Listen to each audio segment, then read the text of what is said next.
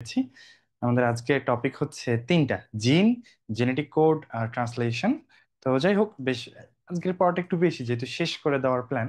একটু উম, লম্বা সময় আমরা পড়বো এবং এখানে বেশ কিছু ইম্পর্টেন্ট টপিক আছে। রিটেনে আসার মতো টপিক নাই, তবে এমসিকিউ এবং বেসিক জানার জন্য কিছু জিনিস আছে এখানে। একটু আশা করি তোমরা মনোযোগ দিয়ে শুনলে ব্যাপারগুলো ক্লিয়ারলি বুঝতে পারবে। প্রথমেই আমরা আজকে যে টপিকটা নিয়ে পড়বো সেটা হচ্ছে জিন, তারপরে পড়বো জেনেটিক কোড, শেষে পড়বো ট্রান্সলেশন। তো আসো আমরা জিন নিয়ে পড়ি। প্রথম কথা হচ্ছে, অনেক সময় তোমরা দেখবা যে আমরা অনেকেই দেখতে আমাদের বাবা বা মায়ের মতো, অথবা আমাদের ফ্যামিলি মেম্বার্স কারো না কারোর মতো, তাই না? অনেক সময় মানুষ বলে যে আরে, ছেলেটা দেখতে একদম ওর বাবার মতো, অথবা মেয়েটা দেখতে একদম তার মায়ের মতো। তো এই কথা কিন্তু অনেকটাই সত্যি এবং এটা প্র্যাকটিক্যাল। অনেক আগে থেকে মানুষ এটা দেখে আসছে, কিন্তু এটার কারণটা কি এটা নিয়ে অনেক গবেষণা হয়েছিল। পরে সায়েন্টিস্টরা আবিষ্কার করেছে যে এমন কিছু উপাদান থাকে যাদের মাধ্যমে বৈশিষ্ট্য বাবা মার শরীর থেকে সন্তানের শরীরে আসে।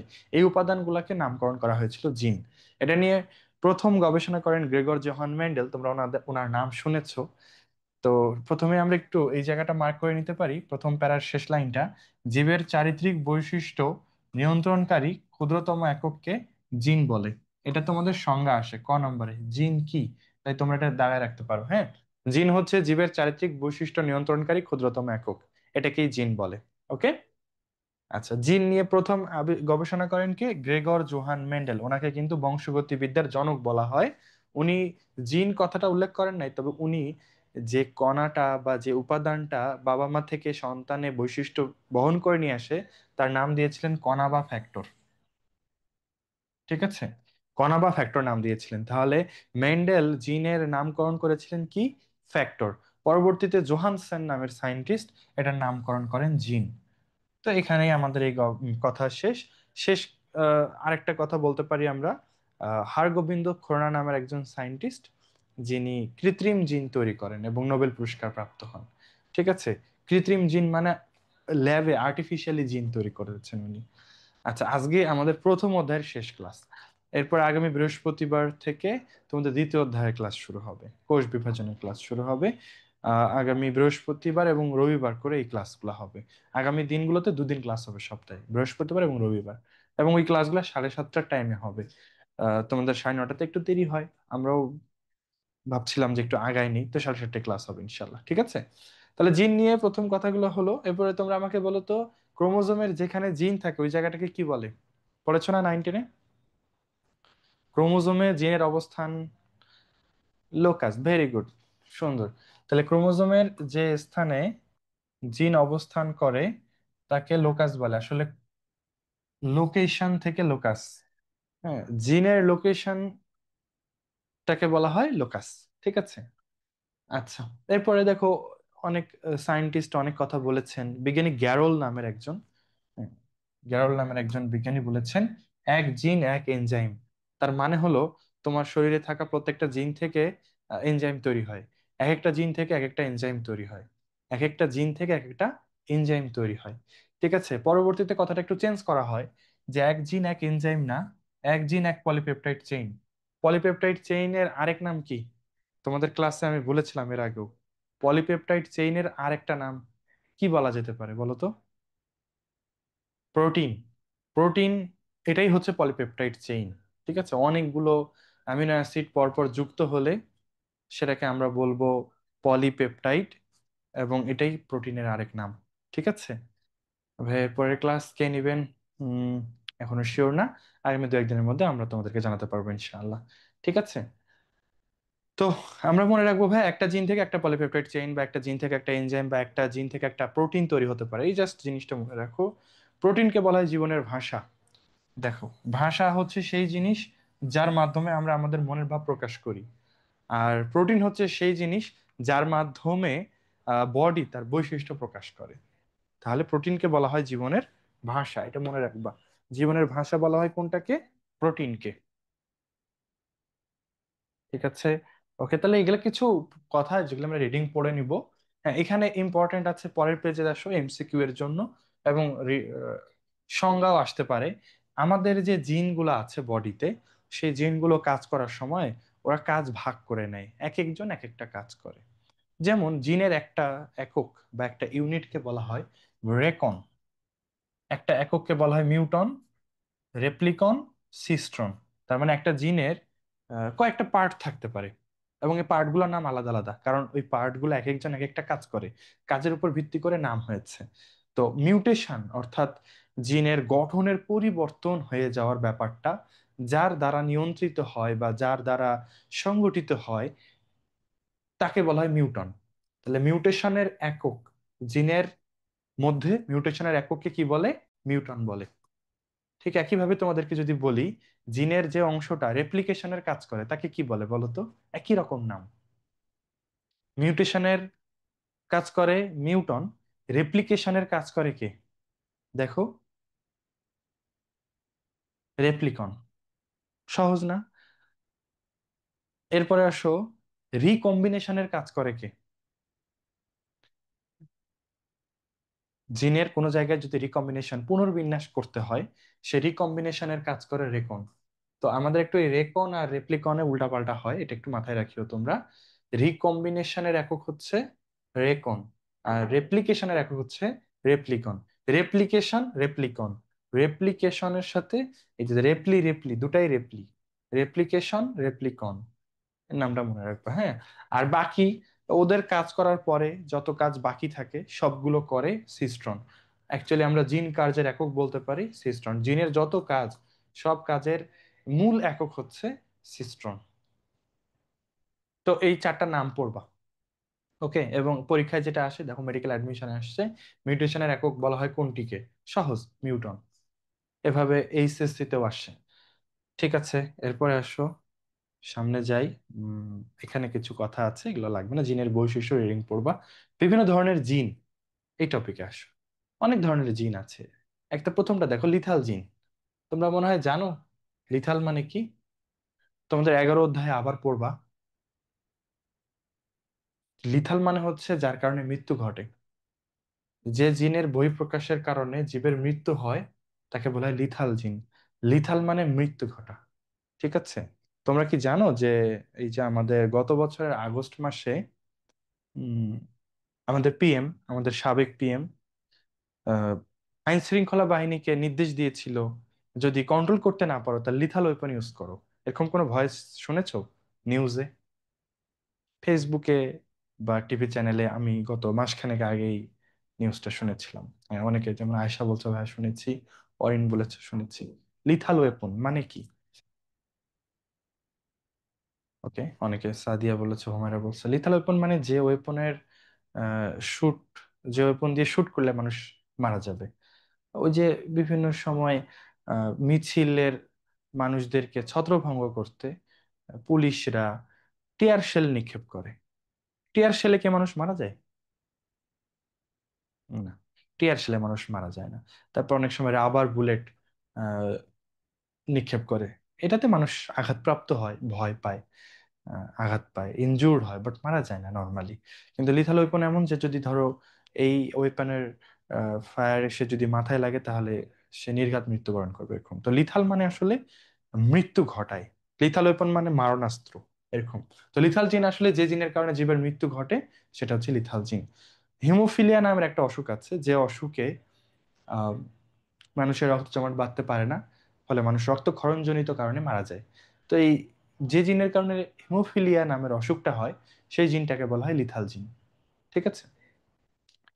অনকোজিন, অনকো মানে ক্যান্সার রিলেটেড, অনকোজিন মানে যে জিনের কারণে ক্যান্সার হয় তাকে অনকোজিন বলে। আমাদের শরীরে কিছু জিন আছে এমন যাদের খুব সহজেই মিউটেশন হয়ে যেতে পারে এবং যার কারণে মানুষের ক্যান্সার হয়, এগুলোকে আমরা অনকোজিন বলবো।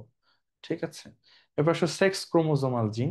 আমাদের এক্স এবং ওয়াই এই দুটা ক্রোমোজোমের মাধ্যমে কিছু জিন তো বডিতে আদান প্রদান হয়, তাই না? তো এই সেক্স ক্রোমোজোম, এক্স এবং ওয়াই ক্রোমোজোমের মধ্যে থাকা জিনের কারণে যে অসুখ হয় সেগুলোকে সেক্স ক্রোমোজোমাল ডিজিজ বলে, যেমন হিমোফিলিয়া, বর্ণাঢ্যতা। আমি একটু আগে হিমোফিলিয়ার কথা বললাম, হ্যাঁ। এই হিমোফিলিয়া হচ্ছে এমন একটা অসুখ যেটার কারণে রক্ত জমাট বাঁধে না শরীরে, রক্তক্ষরণ হতে থাকে। আর বর্ণান্ধতা হচ্ছে যারা লাল সবুজ এসব রঙের পার্থক্য করতে পারে না, তাদের এটা সমস্যাকে বলা হয় বর্ণান্ধতা। সাদিয়া বলতে পারলে কিভাবে মনে রাখবো? কয়েকটা জিনিস মুখস্থ রাখতে হবে, সবগুলা না, আমি একটু স্টার মার্ক দিয়ে দিচ্ছি। লিথাল জিন এগুলো মুখস্থ করবা, অনকোজিন, মিনিং গুলা মুখস্থ করবা, অঙ্ক মানে ক্যান্সার এই কথা তোমাদের আবারও লাগবে, অনেকবার লাগবে। ঠিক আছে, এরপরে সেক্স ক্রোমোজোমাল জিন মুখস্থ করার কিছু নেই, শুধু উদাহরণ পড়বা যে সেক্স ক্রোমোজোমাল জিনের কারণে আমাদের অসুখ হতে পারে, কোন অসুখ? হেমোফিলিয়া বর্ণান্ধতা। পরে ট্রান্সজিন, এটা মুখস্থ করা লাগবে না, শুধু দেখো। সেটা হচ্ছে যে জিন ট্রান্সফার করা হয়েছে ওটাকে বলা হয় ট্রান্সজিন। যে জিন ট্রান্সফার করা হয়েছে ওটাকে বলা হয় ট্রান্সজিন। কেমন? ধরো জোনাকি পোকা জলে, তোমরা জোনাকি পোকা দেখেছো সরাসরি? আমরা যত বড় হচ্ছি, যত দিন যাচ্ছে, জোনাকি পোকা কিন্তু অনেক কমে যাচ্ছে, এখন আসলে দেখাই যায় না। খুব সুন্দর একটা জিনিস না? আল্লাহ তাআলার একটা অপূর্ব সৃষ্টি এই জোনাকি পোকা, অসাধারণ লাগে দেখতে। তো জোনাকি পোকা যে জলে, সেই বৈশিষ্ট্যটার জন্য ওর শরীরে একটা অবশ্যই নির্দিষ্ট জিন আছে, আছে না? হ্যাঁ। তো ধরো আমরা ওই জিনটাকে পৃথক করেছি এবং ওই জিনটা তোমার কপালে স্থাপন করা হয়েছে এখানে, তাহলে কি তোমার কপাল জ্বলবে কিনা তোমার কি মনে হয়? হুম, যদি এটাকে সাকসেসফুলি বসানো যায়, তাহলে দেখা হতে পারে যে আসলেও তোমার এই অঙ্গটাও আলোক বর্ণ সৃষ্টি করছে, এটা সম্ভব। একটা বৈশিষ্ট্য আরেক জীবের মধ্যে, এক জীবের বৈশিষ্ট্য জিনের স্থানান্তরের মাধ্যমে আরেক জীবে নিয়ে আসা সম্ভব হয়েছে। তোমরা 9-10-এ পড়েছো যে আমাদের ইনসুলিন তৈরির জিন ইকোলাই ব্যাকটেরিয়াকে দিয়ে সেখান থেকে ইনসুলিন তৈরি করা হচ্ছে। এটাকে রিকম্বিনেন্ট ডিএনএ টেকনোলজি বলা হয়। তোমরা জীব প্রযুক্তি 11 অধ্যায় এটা নিয়ে ডিটেলস পড়বা। তো এগুলোকে বলে ট্রানজিন। একটা বৈশিষ্ট্য ধারণকারী জিন এক জীব থেকে আরেক জীবে স্থানান্তর করা যায়, এগুলোকে বলে ট্রানজিন। মুখস্থ করার দরকার নেই। খণ্ডিত জিন, এটা এক্সন আর ইন্ট্রন, আমরা ওই ট্রান্সক্রিপশনে পড়েছিলাম। কি বলে, এমআরএনএ এর মধ্যে দুটো অংশ থাকে, ইন্ট্রন যেগুলো তথ্য বহন করে না, আর এক্সন যেগুলো তথ্য বহন করে, এগুলোকে একসাথে খণ্ডিত জিন বা স্প্লিট জিন বলে। সিউডো জিন, বায়োলজিতে মনে রাখবা সিউডো মানে হলো মিথ্যা। মিথ্যা, সিউডো মানে হলো ভুয়া বা মিথ্যা। সিউডোজিন মানে ও দেখতে জিনের মতো বাট ও কোনো কাজ করে না, জিনের মতো কোনো কাজ করে না, হ্যাঁ।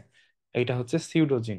অটোজোমাল জিন, যেসব জিন আমাদের অটোজোমের মধ্যে আছে। তোমরা জানো আমাদের 46টা ক্রোমোজোমের মধ্যে দুইটা ক্রোমোজোম হচ্ছে সেক্স ক্রোমোজোম এক্স ওয়াই, আর বাকিগুলা হচ্ছে অটোজোম। সেই অটোজোমের মধ্যে যে জিনগুলো থাকে ওগুলাকে অটোজোমাল জিন বলে। অটোজোম এর জিনের কারণে আমাদের আপাদমস্তক ও বৈশিষ্ট্যগুলো প্রকাশিত হয়। মানুষের মাথার টাকে একটা উদাহরণ দিচ্ছে, যাই হোক। তোমরা জানো কিনা যে যদি এমন হয় যে দাদুর টাক ছিল, বাবারও টাক আছে, তাহলে ছেলেরা তোমার হওয়ার পসিবিলিটি আছে কিনা বয়সকালে? হ্যাঁ, কারণ দাদু থেকে বাবা, বাবা থেকে তুমি, তাদের জিন দিয়েই তো তুমি হইছো। তাহলে তোমারও টাক হওয়ার পসিবিলিটি আছে, এবং এটা খুব দেখা যায় ফ্যামিলিতে, তাই না? সবারই টাক হইছে। আচ্ছা। এছাড়াও অ্যালবিনিজম নামের একটা প্রবলেম আছে। এটা আমাদের শরীরে যে জিনটা আমাদের বর্ণ নির্ধারণ করে, সেই জিনটা ডিফেক্টিভ হয়ে যায়। ফলে আমাদের শরীরে কোনো বর্ণ তৈরি হয় না। যদি একটা মানুষের শরীরে কোনো বর্ণ তৈরি না হয়, তাহলে সে মানুষটা কেমন হবে বলো তো? সে মানুষটার দেহের কালার কেমন হবে তোমরা কি জানো?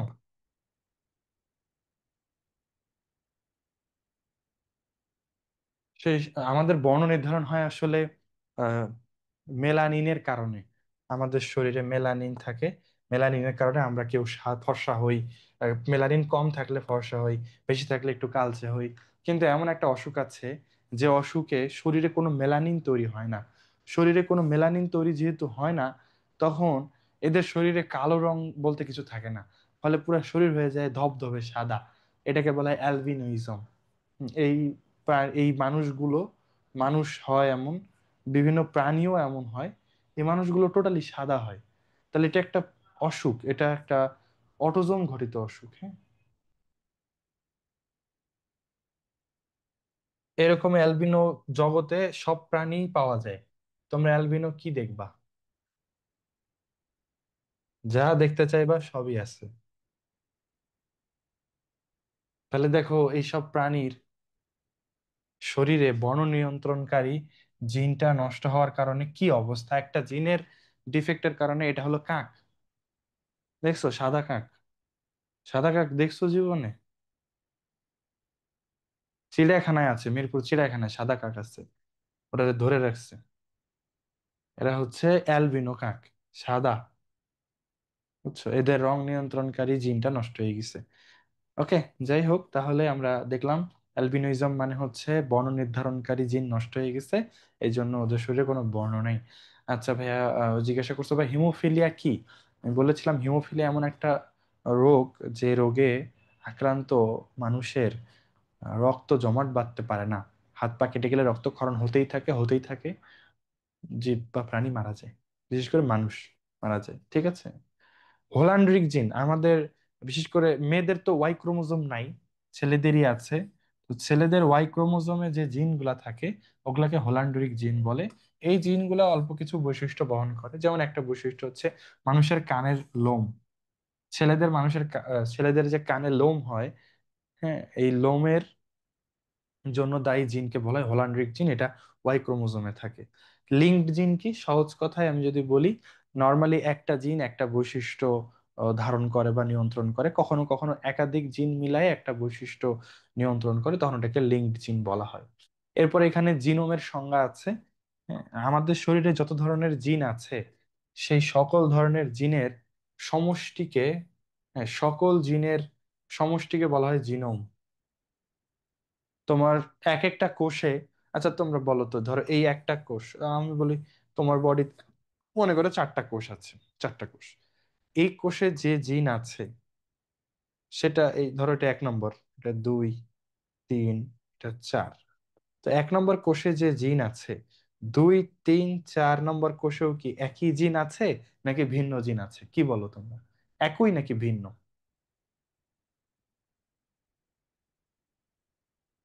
আশা বলছো সেম, সাদিয়া বলছো ভিন্ন, হুমায়রা বলছো সেম, এপি বলছো সেম। আচ্ছা, হ্যাঁ, তাহলে ভাই আমরা মনে রাখবো, আমাদের শরীরে যেহেতু একটা কোষ ছিলাম আমরা জাইগোট থাকা অবস্থায়, একটা কোষ থেকেই মাইটোসিস হয়ে হাজার হাজার কোষ সৃষ্টি হয়েছে বিধায় সব কোষেই একই রকম জিন আছে। ওকে, একই রকম জিন আছে। কোন কোন ডেফিনেশন মুখস্থ করবা? এগুলো অত বেশি আসে না ভাই, এগুলো এমসিকিউতে আসে। ডেফিনেশন মুখস্থ করতে গেলে এই যে 1, 2, হ্যাঁ, এই দুটারই মুখস্থ করবে, আর বাকিগুলো ডেফিনেশন লাগবে না। শুধু ধারণা লাগবে যে হোলান্ড্রিক জিন কি, ওয়াই ক্রোমোজোমের জিন হোলান্ড্রিক জিন। ওকে, এরকম। আচ্ছা, ওকে, তো আমি যেটা বলছিলাম জিনোম কাকে বলে। তো ভাই এই যে একটা কোষের একটা কোষের মধ্যে যে জিনগুলো থাকে তাদের সমষ্টিকে জিনোম বলে। মানে একটা কোষের মধ্যে তোমরা কি বলতে পারবা কত ধরনের ক্রোমোজোম আছে? একটা কোষের মধ্যে সর্বোচ্চ কত ধরনের ক্রোমোজোম থাকতে পারে? বলতে পারবা একটা কোষের মধ্যে সর্বোচ্চ কত ধরনের ক্রোমোজোম থাকে? এটা আবার একটু ভিন্ন কনসেপ্ট। আচ্ছা, দেখো, আমরা কি বলি, ক্রোমোজোম আছে 23 জোড়া। জোড়া মানে বুঝো, এই ধরো এটা এক জোড়া। আমাদের ক্রোমোজোম গুলো এরকম হয় ভাই, জানো তোমরা? এরকম এরকম 23 জোড়া ক্রোমোজোম আছে। তো আচ্ছা, ধরো এই ক্রোমোজোমটাও যেমন এই ক্রোমোজোমটাও তেমন, একই রকম দুইটি। আবার এও যেমন এও তেমন, এও যেমন এও তেমন, এগুলোকে বলে হোমোলোগাস ক্রোমোজোম। এরা দেখতে সবাই একই রকম হয় এবং নিজ নিজ জোড়া বেঁধেই থাকে এরা। ধরো এটা তোমার আসছে বাবা থেকে, এটা আসছে মা থেকে, এভাবেই আসছে। তাহলে তোমরা বলো 23 জোড়া ক্রোমোজোম যারা, তারা কি 46 জনে ভিন্ন ভিন্ন, নাকি জোড়ায় জোড়ায় একই রকম? বলো তো। ধরো এরা সবাই যমজ, যমজ যমজ যমজ। 23 জোড়া যমজ। হম, জোড়ায় জোড়ায় এরা সেম। তাহলে আমরা নর্মালি হিসাব করলে 23 জোড়া থেকে কত রকমের আহ, কত রকমের সদস্য পাওয়া যাবে? ধরো তোমাদের ক্লাসরুমে 23 জোড়া যমজ আছে, তো ওইখানে 23 জোড়া যমজের মধ্যে আসলে ভিন্ন ভিন্ন মানুষ কয়জন? 23 জোড়াই নাকি 23 জন? কোন জোড়া, কোন টুইন থেকে যদি একজনকে নাও, ওকে না নিয়ে যদি আরেকজনকে নাও, পার্থক্য আছে? দুজনাই তো সেইমই। তাহলে আমরা বলতে পারি আসলে 23 রকম। আমাদের 23 জোড়ায় ক্রোমোজোম আছে 23 রকম। বুঝছো ভাইয়া? কারণ প্রত্যেক জোড়ায় একই রকম ক্রোমোজোম থাকে, বুঝাইতে পারছি? আমাদের ক্রোমোজোম 23 জোড়া, সেই 23 জোড়া ক্রোমোজোমের প্রকারভেদ যদি হিসাব করে তাহলে 23 রকমের আছে, কারণ প্রত্যেক জোড়ায় একই রকম ক্রোমোজোম থাকে। তবে এই কথা শেষ এখনো হয়নি। আমরা যদি 23 নম্বর জোড়াটা ধরি, 23 নম্বর জোড়া ক্রোমোজোম হচ্ছে সেক্স ক্রোমোজোম। আচ্ছা বলো তো ছেলেদের 23 নম্বর জোড়াটা তাহলে কি? 23 নম্বর জোড়াটা এক্স আর ওয়াই, তাই না? এক্স আর ওয়াই, এটা ছেলেদের। আর মেয়েদের, মেয়েদের হচ্ছে এক্স আর এক্স। তার মানে মেয়েদের 23 নম্বর জোড়াটা অন্যদের মতোই, অন্যতে যেমন দুইজন সেম, 23 নম্বরেও দুইজনই সেম। কিন্তু ছেলেদের ক্ষেত্রে 23 নম্বর জোড়ায় দুইজনই সেম না, একজন এক্স হলেও আরেকজন ওয়াই। তাহলে আমরা 23 নম্বর জোড়াকে যদি বাদ দেই, তাহলে 23 জোড়ার মধ্যে 22 জোড়া ক্রোমোজোম এর 22 রকম ক্রোমোজোম আছে। 23 নম্বর জোড়ায় কি একজন আরেকজন সেম, নাকি দুইজন আলাদা আলাদা? আলাদা আলাদা না? তাহলে 22 জোড়া থেকে পাইলাম 22 রকম। আর ছেলেদের হিসাব করলে, ছেলেদের কথা হিসাব করলে একটা এক্স একটা ওয়াই। তাহলে এবার বলো ছেলেদের শরীরে টোটাল কত রকমের ক্রোমোজোম আছে, কত রকমের? 22 জোড়া থেকে 22 রকমের, আর একটা এক্স একটা ওয়াই, টোটাল 24 রকমের ক্রোমোজোম আছে। এটাই বোঝাইতে চাচ্ছিলাম, হ্যাঁ। 24 রকমের, এটা তোমাদের বইও আছে, আসো খেয়াল করো। তাহলে 24 রকমের ক্রোমোজোমে যে জিনগুলো আছে এগুলাকে একসাথে বলা হয় জিনোম। খেয়াল করো তো, মিলাই, মিলাই দেখো, 22টা অটোজোম, একটা এক্স একটা ওয়াই। তাহলে এখানে এটা যে লিখছে, এটার মানে বুঝছো ভাইয়া তোমরা? এখানে 24 ব্র্যাকেটে 22টা একটা এক্স একটা ওয়াই কেন লিখেছে? এটাই আমাদের জিনোমের প্রকাশ। ঠিক আছে, ওকে। তাহলে জিনোমের সংজ্ঞাটা পড়বো, এটা আসে পরীক্ষায়। ঠিক আছে, তাহলে জিনোম হলো, এরপরে আসো, এখানে কিছু কথা আছে, রিডিং পড়ে নিবা, এগুলো অতটা ইম্পর্টেন্ট না। এরপরে আমাদের ইম্পর্টেন্ট একটা টপিক আছে, সেটা হচ্ছে আদিকোষে জিনের প্রকাশ। আদিকোষে জিনের প্রকাশ, এটা ক বা খ নম্বরে আসে। ক খ দুটাতেই আসতে পারে। এটা কি অপেরণ। অপেরণ কি, বা অপেরণ বলতে কি বোঝো? আমরা একটু আগে প্রকৃত কোষে যে জিনের ইউনিট গুলা দেখলাম না, কি কি ছিল? রেকন, মিউটন, রেপ্লিকন, সিস্ট্রন।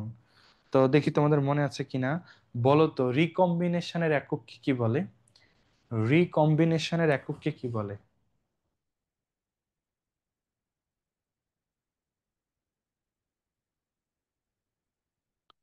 গুড, এটা মনে আছে, রেকন। রিকম্বিনেশনের একককে বলা হয় রেকন। ঠিক আছে। ড্রসোফিলা কি? ড্রসোফিলা একটা মাছি আপু, একটা মাছির নাম। ওই মাছি নিয়ে ল্যাবে মাঝে মাঝে গবেষণা করে সায়েন্টিস্টরা। ঠিক আছে। আচ্ছা, তো আদি প্রকৃত কোষে যেমন জিনের বিভিন্ন ইউনিট আছে, এরকম আদি কোষেও ভাইয়া জিনের বিভিন্ন ইউনিট আছে। আদি কোষে জিন প্রকাশের ইউনিটকে বলা হয় অপেরণ মডেল। এটাই অপেরণ। এই যে দেখবা আদি কোষে জিন প্রকাশ হয় কিসের মাধ্যমে? উত্তর হচ্ছে অপেরণের মাধ্যমে। অপেরণ কি জিনিস ভাইয়া? সেটা হচ্ছে আদি কোষে জিন এক একজন এক একটা যে কাজ করে, তাদের বৈশিষ্ট্য বা কাজ প্রকাশের জন্য যে মডেলটা আলোচনা করা হয়, সেটাকে বলা হয় অপেরণ মডেল। তাহলে আদি কোষে জিন প্রকাশের ইউনিটকে বলা হয় অপেরণ মডেল। তোমরা সংজ্ঞা হিসেবে এটাই লিখবা, আদি কোষে জিন প্রকাশের ইউনিটকে বলা হয় অপেরণ। মানে অপেরণে কি কি জিন আছে আসো দেখি।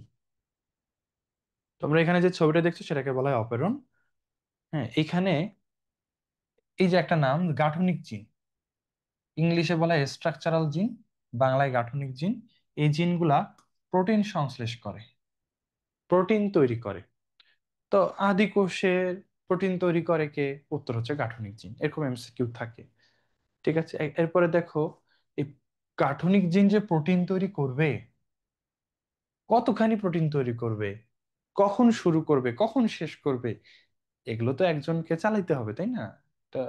অপারেটর লাগবে। তো এই যে একটা জিন আছে, নাম হলো চালক জিন, সেই গাঠনিক জিনকে পরিচালনা করে।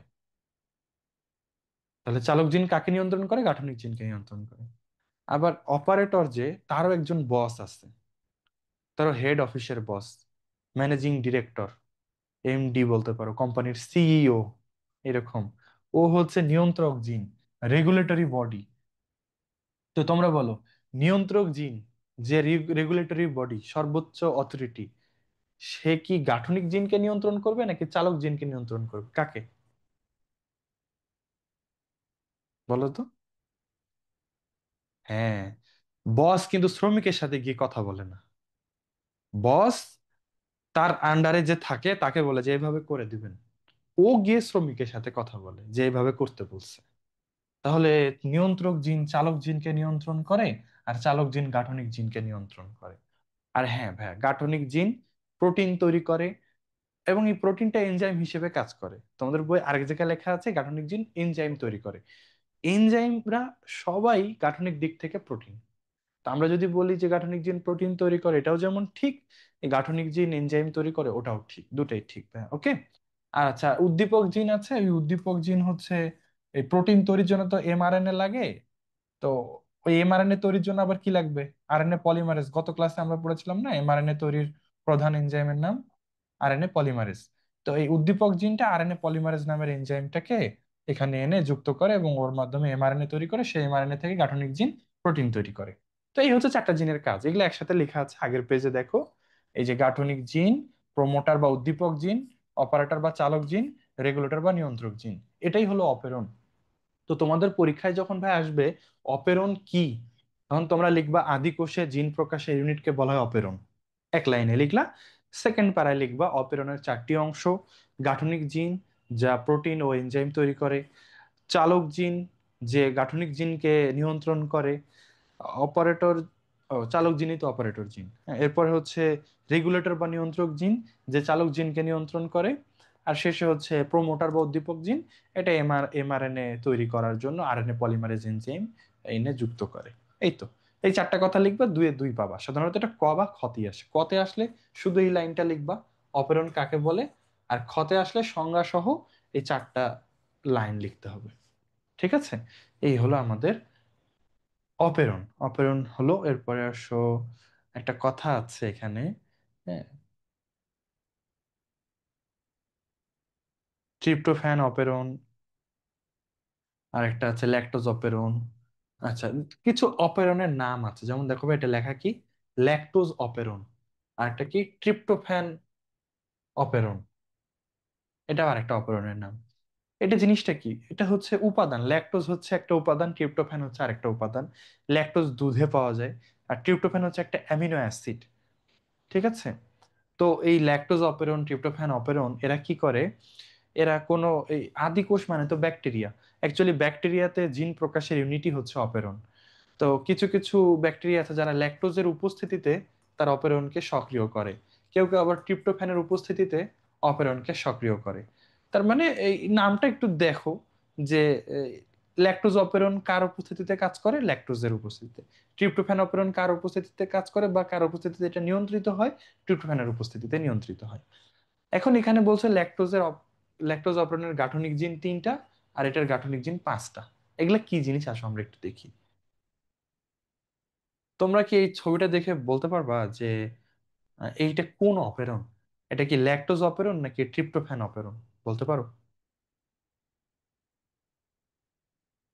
এটা কি ল্যাকটোজ অপেরন নাকি ট্রিপ্টোফ্যান অপেরন?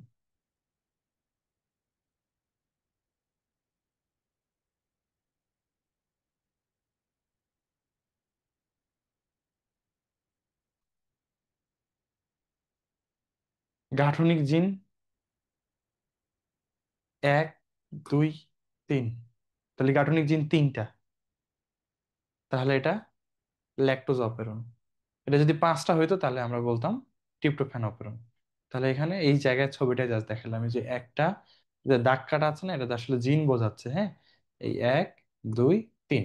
যাই হোক, আমি এটা ধরলাম, তোমরা পারলে ভালো, না পারলেও সমস্যা নেই, পরীক্ষায় আসে না, জাস্ট নামটা পড়বা। ঠিক আছে, এই দিয়ে আমাদের জিন পড়া হলো, এবার আমরা পড়বো জেনেটিক কোড। আসো, কোড মানে কি বলো, তোমরা বলো তো কোড মানে কি, কোড মানে কি বোঝায়? কোড মানে একটা সংকেত, তাই না? হ্যাঁ, কোড মানে হলো একটা সংকেত। তো জেনেটিক কোড মানে হচ্ছে জিনের সংকেত। আমি তোমাদেরকে গত ক্লাসে আলোচনা করেছিলাম যে আমরা একই বাসায় যদি 10 জন মানুষ থাকি আর 10 জন মানুষ যদি একই রকম খাবার খাই, যেই খাবার দিয়ে আমাদের দেহ গঠন হচ্ছে, একই খাবার খেলেও আমরা 10 জন মানুষ কি একই রকম গঠনের হব? আমাদের চেহারা স্রোত কি একই রকম হবে? বলো তো ভাইয়া আপুরা, তাই কি হয়? না, হয় না। না, জিনের কাছ থেকে ওটা আসে না ভাইয়া। তাহলে কেন আমরা একই ধরনের খাবার খেলেও, যে খাবার দিয়ে আমাদের দেহ গঠন হচ্ছে, একই খাবার একই উপাদান দিয়ে দেহ গঠন হলেও আমাদের ভিন্ন ভিন্ন স- শারীরিক গঠন হয় কেন? আমাদের বৈশিষ্ট্য ভিন্ন ভিন্ন হয় কেন? কিসের কারণে? ওই ডিএনএ এর কারণে। কারণ আমাদের সবারই ডিএনএ তে জিনের গঠন আলাদা আলাদা। আমাদের এক একজনের শরীরের জিন এক এক রকম, তাই বৈশিষ্ট্যও হয় এক এক রকম ডিএনএ এর কারণে, জিনের কারণে। তো ডিএনএ ট্রান্সক্রিপশন এর সময় প্রোটিন তৈরির বার্তা রাইবোজোমে পাঠায়, তাই না? ওই ছবিটা আবার আঁকতে হবে আসলে।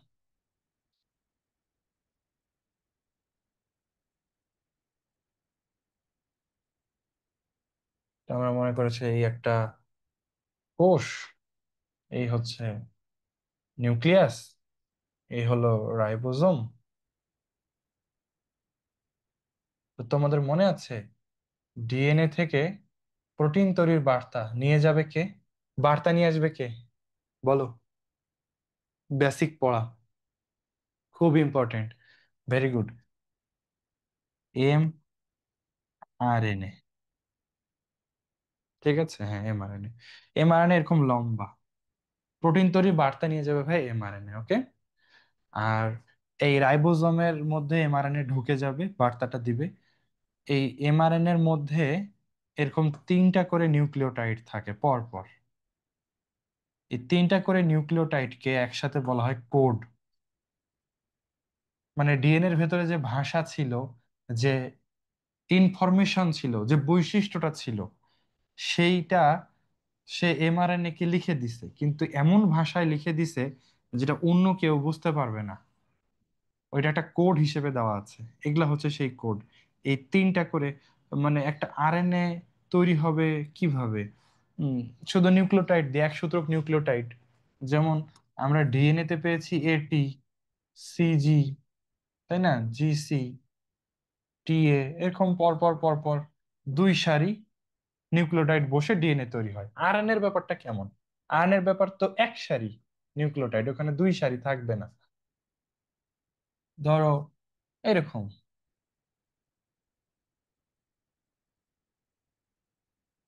টিটা উঠাই দিতে হবে কারণ আরএনএ তে টি থাকে না, তাই না? ধরো এটা ইউ, তারপরে সি, জি, এ। আচ্ছা, তা তোমরাই আমাকে বলো, এটাকে আরএনএ বলা যায় কিনা? এই যে আমি একটা সুতা আঁকছি, এটাকে আরএনএ বলা যায় কিনা? যায়, কারণ এটা এক সূত্র। এবং আরএনএ ওই নিউক্লিওটাইড গুলো দিয়েই তৈরি হয়। এ, সি, জি, ইউ, এই সেই সেই এই সেই। তো এই আরএনএ তে ভাইয়া পর পর 3টা নিউক্লিওটাইড মিলায়ে একটা ভাষা তৈরি হয়। এই ভাষা আমিও জানি না, তুমিও জানো না, আমরা কেউ জানি না। এই ভাষা শুধু রাইবোজোমই বোঝে। রাইবোজোমই বোঝে, টিআরএনএ বোঝে, এমআরএনএ বোঝে, ওরাই বোঝে, আমরা বুঝি না। ঠিক আছে, তো এই যে এই ভাষাগুলাকে বলা হয় কোড। এই সংকেত গুলাকে বলা হয় জেনেটিক কোড। এরকম যত লম্বা হবে, 3টা 3টা করে নিয়ে নিয়ে এখানে একটা সংকেত তৈরি হবে। এই সংকেতের বিপরীতেই একটার পর একটা অ্যামিনো অ্যাসিড এসে এখানে যুক্ত হবে। তো এই সংকেত বহন করে এমআরএনএটা। তাহলে জেনেটিক কোড বহন করে কে? এমআরএনএ। ওকে। অ্যাকচুয়ালি ডিএনএ এর মধ্যে ছিল এই কোডটা। জেনেটিক কোড ছিল ডিএনএ এর মধ্যে। ডিএনএ যখন এমআরএনএ তৈরি করে, তখন ওই কোডটা সে ওকে দিয়ে দেয়, যে এটা এটা বলিও, এটা নিয়ে যাও, এটা দেখে প্রোটিন তৈরি করতে বলিও। তো যখন ডিএনএ এর মধ্যে এই সংকেতটা থাকে, তখন এটাকে আমরা জেনেটিক কোড বলি। এমআরএনএ তে গেলে ওটাকে বলা হয় কোডন। ঠিক আছে অরিন, এই এই কথাটা আমি বলতেছিলাম ভাইয়া। ডিএনএ তে থাকলে কোড, আরএনএ তে গেলে কোডন, একই জিনিস, শুধু স্থান পরিবর্তন হয়েছে। ওকে। তো এমআরএনএ তে কি আছে? কোডন আছে। আমরা এখন এগুলাই পড়বো। আসো বই দেখি।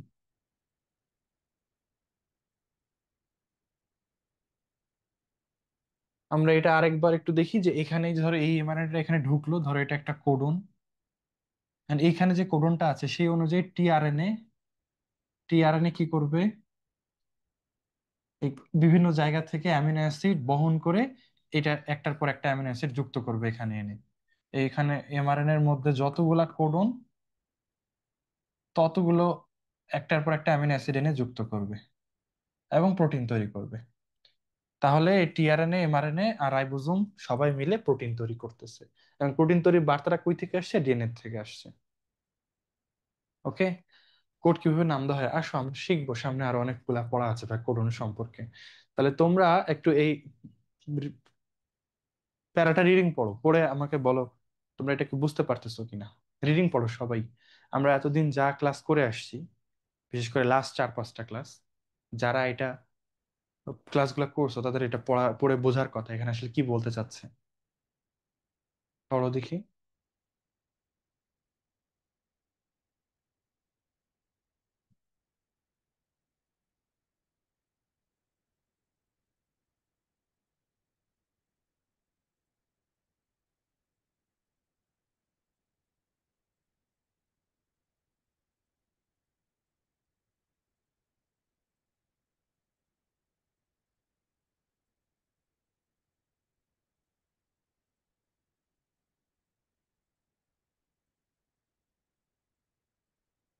ওকে, তাহলে দেখো, জীবের সকল বৈশিষ্ট্য নিয়ন্ত্রণ হয় কোথা থেকে? ডিএনএ থেকে। আর ডিএনএ এর যে অংশে বৈশিষ্ট্য থাকে সেটা হচ্ছে জিন। ওকে, জিনের মধ্যে থাকে গোপন বার্তা, সেই জিন থেকে তৈরি হয় এমআরএনএ। আমরা পড়েছিলাম প্রোমোটার, টার্মিনেটর, মনে আছে? জিনের মধ্যে থাকে জিন, জিনের শুরুটা প্রোমোটার, শেষটা টার্মিনেটর। এই জিন থেকে ট্রান্সক্রিপশন প্রক্রিয়ায় তৈরি হয় আরএনএ, মানে এমআরএনএ। এমআরএনএ তখন রাইবোজোমকে মঞ্চ বানিয়ে, রাইবোজোমকে মঞ্চ বানিয়ে মানে বুঝো প্রোটিন তৈরির কারখানা কোনটা? রাইবোজোম। এটাকে এখানে উপমা দিয়েছে মঞ্চ। প্রোটিন তৈরির মঞ্চ কোনটা? রাইবোজোম। তো এমআরএনএ রাইবোজোমকে মঞ্চ বানিয়ে, কার সহায়তা নিয়ে? টিআরএনএ এর সহায়তা নিয়ে। এমআরএনএ এর মধ্যে যে নির্দেশনা আছে সেই নির্দেশনা অনুযায়ী একটার পর একটা অ্যামিনো অ্যাসিড, সুনির্দিষ্ট অ্যামিনো অ্যাসিড এনে পরপর সাজিয়ে প্রোটিন তৈরি করে। সেই প্রোটিন আমাদের বৈশিষ্ট্য তৈরি করে। ঠিক আছে, এখন আসো এই অ্যামিনো অ্যাসিড আর কোডনের সম্পর্কটা কোথায়। হুম, আসো তোমাদেরকে দেখাই। তোমরা কি জানো আমাদের দেহে কয়টা অ্যামিনো অ্যাসিড আছে? তোমাদেরকে বলেছিলাম কয় রকমের, কয়টা না ঠিক। আমাদের শরীরে কত রকমের অ্যামিনো অ্যাসিড আছে তোমরা জানো?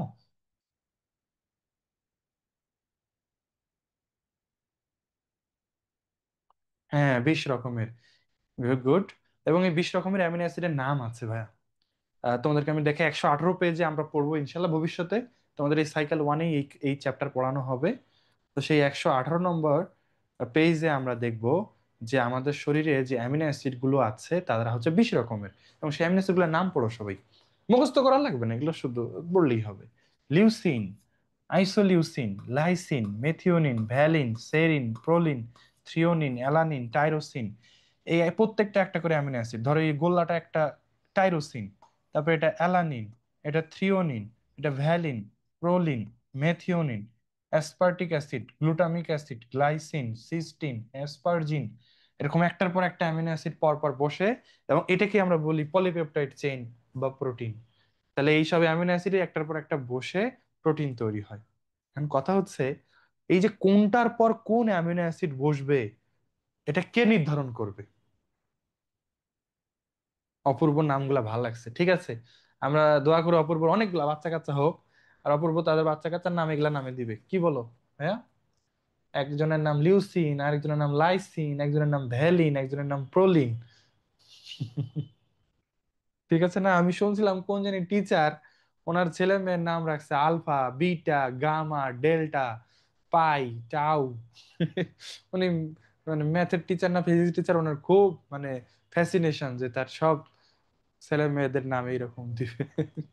তো যাই হোক, বলতেছিলাম যেটা, যে কোন অ্যামিনো অ্যাসিডের পর কোন অ্যামিনো অ্যাসিড বসবে এটা নির্ধারণ করবে কে? বলো, সবকিছু নির্ধারণ করার ক্ষমতা কার কাছে আছে?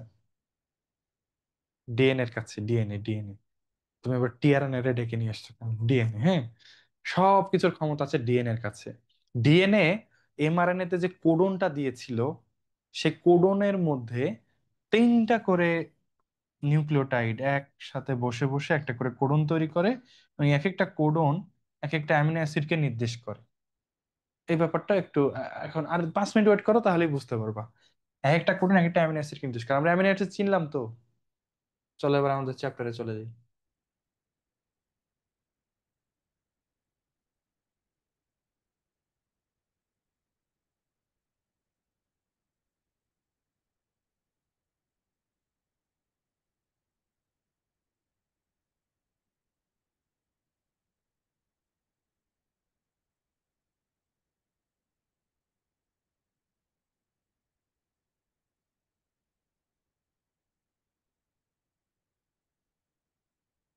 ওকে, চলে আসছি কোডনে। তোমাকে আরেকটা জিনিস দেখায় আসো, হ্যাঁ। তো এগুলা দেখো, খেয়াল করো। এই যে আমরা একটু আগে পড়লাম লিউসিন, এই হচ্ছে সেই লিউসিন। এই যে সেরিন, এই যে প্রোলিন, গ্লুটামিন, টাইরোসিন, এগুলো সব অ্যামিনো অ্যাসিড। এখানে 20 রকমের অ্যামিনো অ্যাসিডের নাম আছে, বুঝছো ভাইয়া? তখন কথা হচ্ছে, ডিএনএ থেকে যখন আরএনএ তৈরি হয়, হ্যাঁ, ডিএনএ থেকে যখন আরএনএ তৈরি হয়, আরএনএ তো ভাই এক সূত্রক। তোমাকে একটা আরএনএ দেখাই। তো ধরো এটা একটা আরএনএ, হ্যাঁ, এই একটা আরএনএ। এবং এই আরএনএ তে পর পর এই যে A, U, G, A, C, G, G, A, G, C, এরকম পর পর আছে। এদেরকে যদি পরপর লিখো, তাহলে পরপর তিনটা করে নিউক্লিওটাইড মিলায় একটা সংকেত তৈরি করে, ওই সংকেতটাকে বলা হয় কোডন। যেমন এখানে প্রথমে তুমি দেখছো এ, ইউ, জি। তোমরা তোমাদের বইয়ের ওই বক্সটা বের করো, এই যে আগের বক্সটা, এই বক্সটা বের করো। বের করে তোমাদেরকে আমি বলি, ধরো এটা একটা এমআরএনএ, হ্যাঁ, ধরো এটা একটা এমআরএনএ, এবং এই এমআরএনএটা গিয়েছে প্রোটিন তৈরি করতে। তোমরা জানো এমআরএনএ হলো প্রোটিন তৈরির ছাঁচ। এই এমআরএনএটা গিয়েছে প্রোটিন তৈরি করতে, এবং এমআরএনএ এর প্রথম কোডন হলো এ, ইউজি, কোডন নাম্বার 1। তো এই এ, ইউজিটাকে দেখে টিআরএনএ একটা অ্যামিনো অ্যাসিড নিয়ে আসবে। কোন অ্যামিনো অ্যাসিড নিয়ে আসবে সেটা লেখা আছে এই বক্সে। এই বক্স আমরা অনেক কষ্ট করে উদ্ধার করছি, যে আরে ওরা কোন ভাষায় কথা বলে। মানুষ তো ভাইয়া অদম্য। ডিএনএ আরএনএ রা কোন ভাষায় কথা বলে, রাইবোজোম কোন ভাষা বোঝে, এটা মানুষ উদ্ধার করছে। মানুষ উদ্ধার করে ফেলছে যে আরএনএ তে যদি এ, ইউ, জি তিনটা নিউক্লিওটাইড পর পর থাকে, এইটা যে কোডন তৈরি করে, সেই কোডনের বিপরীতে কোন অ্যামিনো অ্যাসিড পাওয়া যায়, বা কোন অ্যামিনো অ্যাসিড নিয়ে টিআরএনএ প্রোটিন তৈরির কাজ শুরু করে, সেই অ্যামিনো অ্যাসিডের নাম বলতে পারবা? তোমরা এখান থেকে খুঁজে বের করো আর লিখো, আমি তোমাদেরকে আহ বলতেছি। তাহলে এই ব্যাপারটা বুঝো, একটার পর একটা অ্যামিনো অ্যাসিড বসে প্রোটিন তৈরি হবে। কোনটার পর কোন অ্যামিনো অ্যাসিড বসবে, এটা লেখা আছে এমআরএনএ এর মধ্যে, এবং এটা আসছে ডিএনএ থেকে। তাহলে তোমরা সবাই দেখো খুঁজে পেয়েছো মেথিওনিন।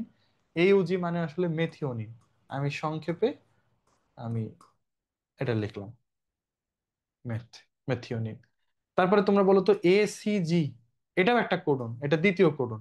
এই কোডনের জন্য টিআরএনএ কোন অ্যামিনো অ্যাসিড নিয়ে এসে বসাবে? তাহলে এবার বুঝছো তো, তাহলে এমআরএনএ এর মধ্যে থাকা কোডন অনুযায়ী নির্দিষ্ট অ্যামিনো অ্যাসিড পরপর যুক্ত করে প্রোটিন তৈরি করা, এটাই হলো ট্রান্সলেশন। খুঁজে বের করো এসিজি মানে কোন অ্যামিনো অ্যাসিড। থ্রিওনিন। আয়েশা বলেছে থ্রিওনিন। অন্যরা? ওকে, থ্রিওনিন, ঠিক আছে।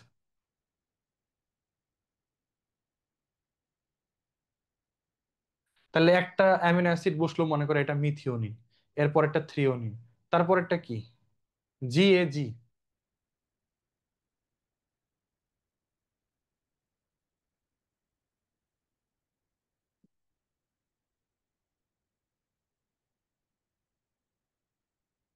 Glutamic acid.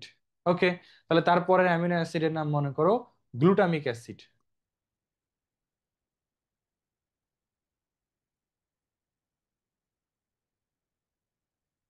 বা গ্লুটামিন, যেটাই হোক না কেন। এবার লাস্টটা, ধর ইউএজি, এইটা মানে কোন অ্যামিনো অ্যাসিড বলো? ইউএজি। এবার একটা টুইস্ট আছে। না না, এগুলো মুখস্থ করা লাগবে না। এটা তোমরা দেখেই বলো, মুখস্থ করার দরকার নেই। ইউএজি, ওয়াগ। যদিও বা এগুলো, হ্যাঁ, বন্ধের নির্দেশ। প্রোটিন তৈরি তার অনন্তকাল চলবে না। কোন জায়গায় প্রোটিন তৈরি বন্ধ হবে এটাও ডিএনএ বলে দিবে। ডিএনএ থেকে ঠিক করেই নিয়ে আসবে আরএনএ, এবং এই জায়গায় এসে প্রোটিন তৈরি বন্ধ আসবে, স্টপ। এটা হচ্ছে স্টপ কোডন। তাহলে তোমরা কি বুঝতে পারছো আসলে প্রোটিন তৈরির কাজটা কেমনে হয়? এখানে কোডনের কাজ কি, কোডনের বদলে অ্যামিনো অ্যাসিড মানে কি, এবং একটার পর একটা অ্যামিনো অ্যাসিড মিলায়ে প্রোটিন কিভাবে তৈরি হয়, এটাই আসলে কোডনের ব্যাপার। ওকে, এখন আমরা বইয়ে ধাপে ধাপে পড়ি, তাহলে জিনিসগুলো বুঝতে পারবো। ওকে, তাহলে এই প্রথম চারটা লাইনের মিনিং আশা করি বুঝেছো যে এমআরএনএ যে বার্তা নিয়ে আসে ডিএনএ থেকে, সে এমআরএনএ তখন রাইবোজোমকে মঞ্চ বানিয়ে টিআরএনএ এর সাহায্যে নির্দেশনা অনুযায়ী সুনির্দিষ্ট অ্যামিনো অ্যাসিড একটার পর একটা এসে বসিয়ে প্রোটিন তৈরি করে। এই প্রোটিন হচ্ছে তোমার বৈশিষ্ট্য সম্পন্ন প্রোটিন। এটা তোমার বৈশিষ্ট্য প্রকাশ করে, তোমার কার্যক্রম নিয়ন্ত্রণ করে। এই প্রোটিন আমার শরীরে কাজ করবে না, এটা শুধু তোমার শরীরেই কাজ করবে। ঠিক আছে, যাই হোক, আসো এখন কোডনে ওই যে আমরা যেটা দেখলাম যে এইউজি বা ইউসিজি, এই জিনিসগুলা আমরা জানি আরএনএ তৈরিতে চারটা নিউক্লিওটাইড যুক্ত হয়, AUGC। এই চারটারই তিনটা করে নিয়ে একটা করে কোডন তৈরি হয়। হ্যাঁ, তোমাদের এখান থেকে আরেকটা জিনিস জানতে হবে, সেটা হচ্ছে যেমন ইনসুলিন, মানুষের ইনসুলিন কিন্তু একটা প্রোটিন, ইনসুলিন একটা হরমোন, এবং হরমোনটা হচ্ছে প্রোটিন জাতীয় হরমোন। তাহলে এটা যেহেতু একটা প্রোটিন, তাহলে এটাও অ্যামিনো অ্যাসিড দিয়ে তৈরি। এবং সায়েন্টিস্টরা বের করেছে যে একটা ইনসুলিন কয়টা অ্যামিনো অ্যাসিড দিয়ে তৈরি, এটা খুব ইম্পর্টেন্ট। 51টা অ্যামিনো অ্যাসিড দিয়ে তৈরি একটা ইনসুলিন অণু। ইনসুলিন নামের হরমোনের অণু 51টা অ্যামিনো অ্যাসিড দিয়ে তৈরি হয়। এবং তাহলে ইনসুলিন তৈরির জন্য একটা জিন আছে, সেই জিনটা কোথায় আছে দেখো, আমাদের 11 নম্বর ক্রোমোজোমের খাটো বাহুর শীর্ষে আছে। বুঝছো? তাহলে ইনসুলিন তৈরির জিন কই আছে? 11 নম্বর ক্রোমোজোমের খাটো বাহুর শীর্ষে। তোমার শরীরের কোন জিন কোন কাজ করে, সেগুলো আবিষ্কৃত হয়ে গেছে নাকি বাকি আছে তোমরা জানো? বলো তো দেখি, তোমাদের কি মনে হয়, সব আবিষ্কৃত হয়ে গেছে নাকি বাকি আছে? প্রায় সবগুলাই আবিষ্কৃত হয়ে গেছে। তোমার শরীরের কোন জিন কোন কাজ করে সব, হ্যাঁ, অল্প কিছু বাকি আছে, কারণ এটা আসলে শেষ করাও খুব কঠিন। তাহলে যেমন দেখো ভাইয়া, তোমার ইনসুলিন কোথা থেকে তৈরি হয়? এই যে 11 নম্বর ক্রোমোজোম, এই যে ধরো এরকম একটা ক্রোমোজোম, এটা 11 নম্বর, এটা হচ্ছে লম্বা বাহু, এটা হচ্ছে খাটো বাহু, হয় না এরকম? ক্রোমোজোমের দুই বাহু কি সবসময় সমান হয়? একটা খাটো একটা বড় হয় না? হয়। তো ধরো এটা 11 নম্বর ক্রোমোজোম, এটা খাটো বাহু, এটা একদম মাথায়, এই জায়গায় ইনসুলিন তৈরির জিন আছে এরকম। ঠিক আছে ভাইয়া? তাহলে তোমরা আমাকে বলো তো, একটু বুদ্ধি করে বলো তো, আমাদের ইনসুলিন তৈরির জন্য যে জিন, সেই জিনের মধ্যে কয়টা জেনেটিক কোড আছে? রাফ আইডিয়া করে বলো। হ্যাঁ, 51টা। এবং ওইখানে যেহেতু 51টা কোড আছে, ওইটাই এমআরএনএ তে 51টা কোডন হয়ে আসছে, এবং ওর কারণেই ধরো 51টা অ্যামিনো অ্যাসিড পরপর যুক্ত হয়েছে, এবং এগুলো ফিক্সড। তোমার আমার এই পৃথিবীতে আমাদের সবারই ইনসুলিন এর প্রথম অ্যামিনো অ্যাসিড অ্যাসপারজিন, পরেরটা সেরিন, পরেরটা টাইরোসিন, পরেরটা প্রোলিন, এরকম সিরিয়াল। এই সিরিয়াল মুখস্থ করতে হবে না তোমাদেরকে, জাস্ট দেখো এবং তোমরা অবাক হয়ে যাবা ভাইয়া, এই এত এত অণু ইনসুলিন তৈরি হচ্ছে আমাদের শরীরে। একটা ইনসুলিন তৈরির সময় যদি ভুলে প্রোলিন চলে যায় গ্লাইসিনের জায়গায়, আর গ্লাইসিন চলে আসে প্রোলিনের জায়গায়, মানে যে কোনো দুইটা তার স্থান মনে করে একটু ভুল ভাবে বসছে, সিরিয়ালটা একটু মেনটেন হয় নাই, তাহলে ওই ইনসুলিন আর কোনো কাজ করবে না। বুঝছো? আমাদের যখন বয়স হয়ে যায়, তখন আমাদের ক্রোমোজোম ক্ষয়প্রাপ্ত হয়। ওই যে তোমাদের মনে আছে টেলোমিয়ারের কথা, ক্রোমোজোমের একদম শীর্ষে টেলোমিয়ার থাকে, মুলার বলেছিল। এই টেলোমিয়ার আস্তে আস্তে ক্ষয় হয়, ফলে আমাদের কি হয়? টেলোমিয়ার ক্ষয় হয়ে গেলে আমাদের কি হয়ে যায়? বয়স্ক হয়ে যায়, জরা, জরা হয়ে যায়, আমাদের জরাজীর্ণ হয়ে যায়, তাই না? তাহলে বয়সকালে ক্রোমোজোমের শীর্ষ প্রান্ত ক্ষয়গ্রস্ত হতেই পারে, অনেক বয়স হয়ে গেছে। তাহলে তোমরা দেখো, আমাদের যদি 11 নম্বর ক্রোমোজোমের শীর্ষ ভাগটা বয়স হয়ে গেলে ক্ষয় হয়, তাহলে আমাদের যে জিনটা নষ্ট হয়ে গেল, সেই জিনটা আমাদের ইনসুলিন তৈরির জিন, এবং তাহলে আমাদের ইনসুলিন তৈরি হবে না। ইনসুলিন তৈরি না হলে এই ডায়াবেটিস হবে। তাহলে তোমরা কি বুঝতে পারতেছো যে বয়সকালে কারো এমনি এমনি ডায়াবেটিস হয়ে যেতে পারে,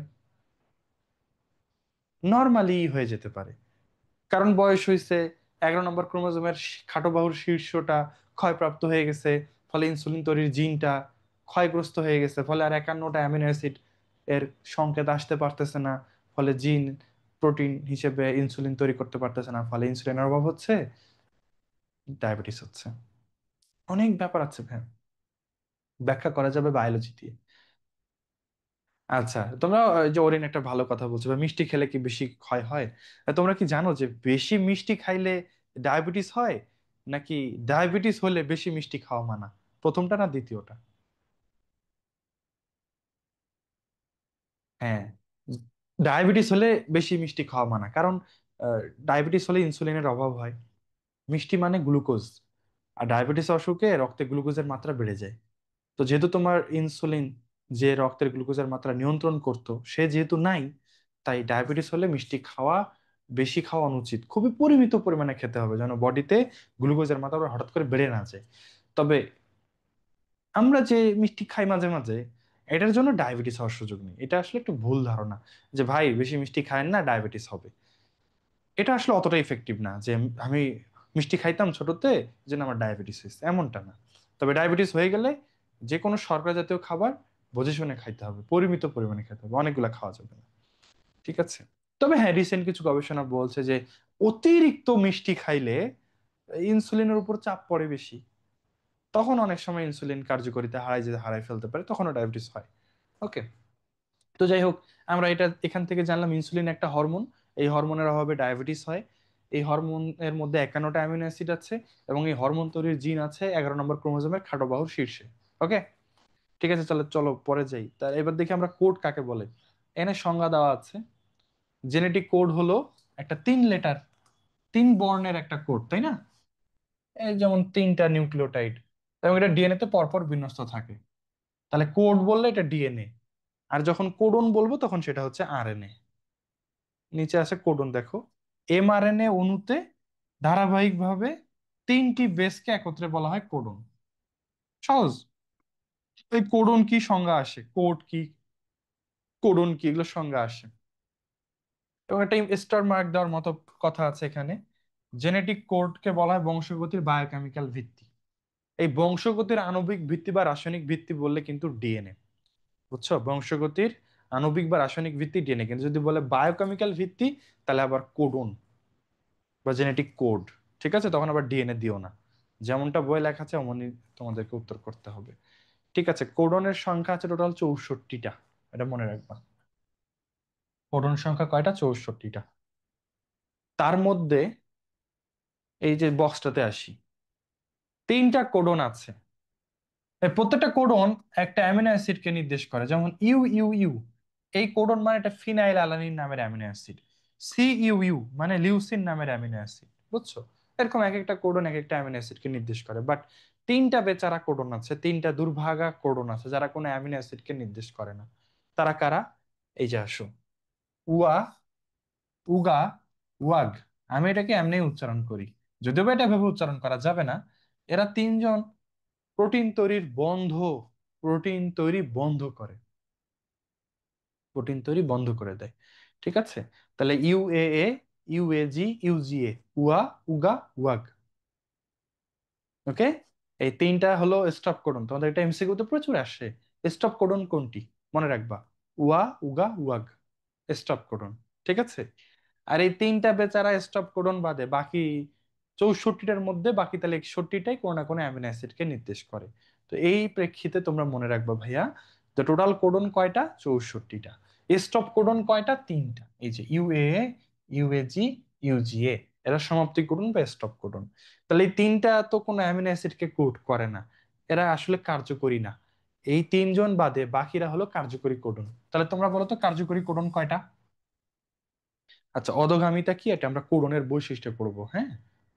একটু অপেক্ষা করো, হ্যাঁ। তাহলে তোমরা বলো কার্যকরী কোডন কয়টা? 61টা। 3টা না, 3টা হলো স্টপ কোডন, ওরা শুধু বন্ধ করার নির্দেশ দেয়। আর বাকি 64 জনের মধ্যে এই 3জন বাদে বাকিরা প্রোটিন তৈরি নির্দেশনা দেয়। এর তাহলে কার্যকরী কোডন সংখ্যা হচ্ছে 61টি। আচ্ছা, ওই 3জন প্রোটিন তৈরির কাজ বন্ধ করে, এবং কোনো অ্যামিনো অ্যাসিডকে কোড করে না বা অ্যামিনো অ্যাসিডের প্রতিনিধিত্ব করে না, এমনটা বলবা। তবে একজন আছে যে প্রোটিন তৈরির কাজ শুরু করে, ওটাকে বলে স্টার্ট কোডন। তো তোমাদের মনে আছে আমরা যখন ছবি ছিলাম, তখন স্টার্ট কোডন কে ছিল দেখো? ও শুরুতে আছে, AUG হলো স্টার্ট কোডন। এবং স্টার্ট কোডন কোন অ্যামিনো অ্যাসিডকে কোড করে, এই একটাই মুখস্থ রাখতে হবে, একটাই। তো আসলে আমরা বক্স থেকে দেখি, এই যে স্টার মার্ক দিয়ে রাখো। AUG হলো স্টার্ট কোডন, এবং সে মেথিওনিন নামের অ্যামিনো অ্যাসিডকে নির্দেশ করে। মানে সে দুটা কাজ করে, প্রোটিন তৈরির শুরুও করে, আবার মেথিওনিন নামের একটা অ্যামিনো অ্যাসিডের প্রতিনিধিত্বও করে। আর স্টপ কোডনরা শুধু স্টপ করে, কোনো অ্যামিনো অ্যাসিডকে কোড করে না, ঠিক আছে? আচ্ছা, তো এই দিয়ে আমাদের মোটামুটি কোডনের পড়া হলো। আর কোডনের আরো পড়া আছে অ্যান্টি কোডন। তোমরাই আমাকে বলো তাহলে, ধরো অ্যান্টি কোডন মানে উল্টা কোডন। হ্যাঁ, ধরো AGU, এটা একটা কোডন হলে এর অ্যান্টি কোডন কি হবে আগে বলো, তারপরে দেখি। AGU একটা কোডন, তার অ্যান্টি কোডন কি?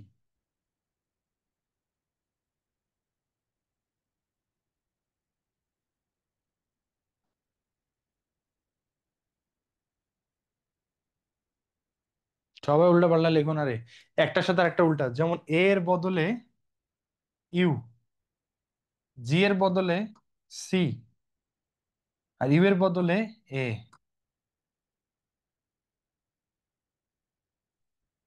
mRNA কোডনের লিস্টটাকে মুখস্থ করতে হবে না ভাই, একদম না ওটা। ওই যে বললাম কোনটা মুখস্থ করতে হবে, আবারও বলছি। স্টপ কোডন তিনটা, এই তিনটার নাম মুখস্থ করবা। এই যে বন্ধের নির্দেশ, আর স্টার্ট কোডন, এই যে এইখানে, এই চারটা কোডন মুখস্থ করবে, বাকিগুলা লাগবে না। তাহলে এই যে অ্যান্টি কোডন মানে উল্টা রে, বুঝছো? এ এর বদলে ইউ, জি এর বদলে সি, ইউ এর বদলে এ। তো যদি কোনো mRNA এর মধ্যে থাকে কোডন, আর টিআরএনএ এর মধ্যে থাকে অ্যান্টি কোডন। টিআরএনএ mRNA উপর পর পর বসে, এগুলো আমরা ভিডিওতে দেখাবো একটু পরে। তো তোমাদের মনে আছে অ্যান্টি কোডন কোথায় থাকে? একটা আরএনএ তেই অ্যান্টি কোডন থাকে, সেই আরএনএ কে, কোন আরএনএ তে অ্যান্টি কোডন থাকে বলো তো? এটা অবশ্য 2 ক্লাস আগের পড়া। TRNA, good. টিআরএনএ তে অ্যান্টিকোডন থাকে, এটা শুধু টিআরএনএ তেই থাকে, আর কোথাও থাকে না। হ্যাঁ, আচ্ছা, এবার আমরা কোডনের বৈশিষ্ট্য পড়বো, আসো। কোডনের বৈশিষ্ট্য হলো, কোডন কয়টা? 64টা। তাহলে 64টা ট্রিপলেট নিয়ে কোডন তৈরি হয়, কোডনের সেট 64টা ট্রিপলেট। এখানে তোমরা খেয়াল করে দেখো, অ্যামিনো অ্যাসিড আছে 20টা, কোডন আছে, কার্যকরী কোডন আছে 61টা, তাই না? একটা এক্সাম্পল দিই। মনে করো মেয়ে আছে 20 জন, ছেলে আছে 61 জন, এখন বিয়ে করতে হবে। তাহলে কি প্রত্যেকটা ছেলে একটা করে বিয়ে করলে হবে? না, কারণ 20টা ছেলে তো একটা করে মেয়ে বিয়ে করলে 20টা মেয়ে হয়ে গেলো, আর বাকিরা কি করবে তাইলে? তাহলে কি করতে হবে? বেশি করে বিয়ে করতে হবে, তাই না? তাহলে প্রত্যেকটা ছেলেকে হয়তো বা কেউ একটা বিয়ে করলো, যার সামর্থ্য কম সে একটা, আর যার টাকা পয়সা বেশি সে দুটা বিয়ে করলো, ঠিক আছে? তারপরে যার আরো অনেক বেশি, যে তিনটা চারটা বিয়ে করতেই পারে। তো একইভাবে আমাদের অ্যামিনো অ্যাসিড আছে 20টা, কোডন আছে 61টা। তাহলে কি ঘটতেছে বুঝতে পারতেছো? এমন অনেক অ্যামিনো অ্যাসিড আছে যারা একাধিক কোডন দ্বারা নির্দেশিত হবে। যেমন এই শুরু থেকে সবাই, এই যে এটাই দেখো, CUU, এই কোডন মানে লিউসিন অ্যামিনো অ্যাসিড। CUC, এটা মানেও লিউসিন অ্যামিনো অ্যাসিড। CUA, এটা মানেও লিউসিন। CUG, এটা মানেও লিউসিন। তার মানে এই চারটা কোডনই লিউসিনকে নির্দেশ করে। mRNA এর মধ্যে যদি সিরিয়ালে CUU আসে, তাহলে লিউসিন, ধরো এটা লিউসিন অ্যামিনো অ্যাসিড। এরপরে যদি CUC থাকে, ও টিআরএনএ আবার লিউসিন নামের আরেকটা অ্যামিনো অ্যাসিড আনবে। CUA যদি থাকে, ও আবার লিউসিন নামের আরেকটা অ্যামিনো অ্যাসিড আনবে। CUG থাকলে আবার লিউসিন নামের আরেকটা অ্যামিনো অ্যাসিড আনবে। অর্থাৎ যেই কোডনই হোক, এরা সবাই লিউসিনকে নির্দেশ করে। তাই আমরা বলতে পারি একাধিক কোডন একটা অ্যামিনো অ্যাসিডকে নির্দেশ করে। কথাটা ঠিক কিনা বলো? একাধিক কোডন একটা অ্যামিনো অ্যাসিডকে কোড করে। কথাটা ঠিক, এটা কোডের বৈশিষ্ট্য একটা, ঠিক আছে?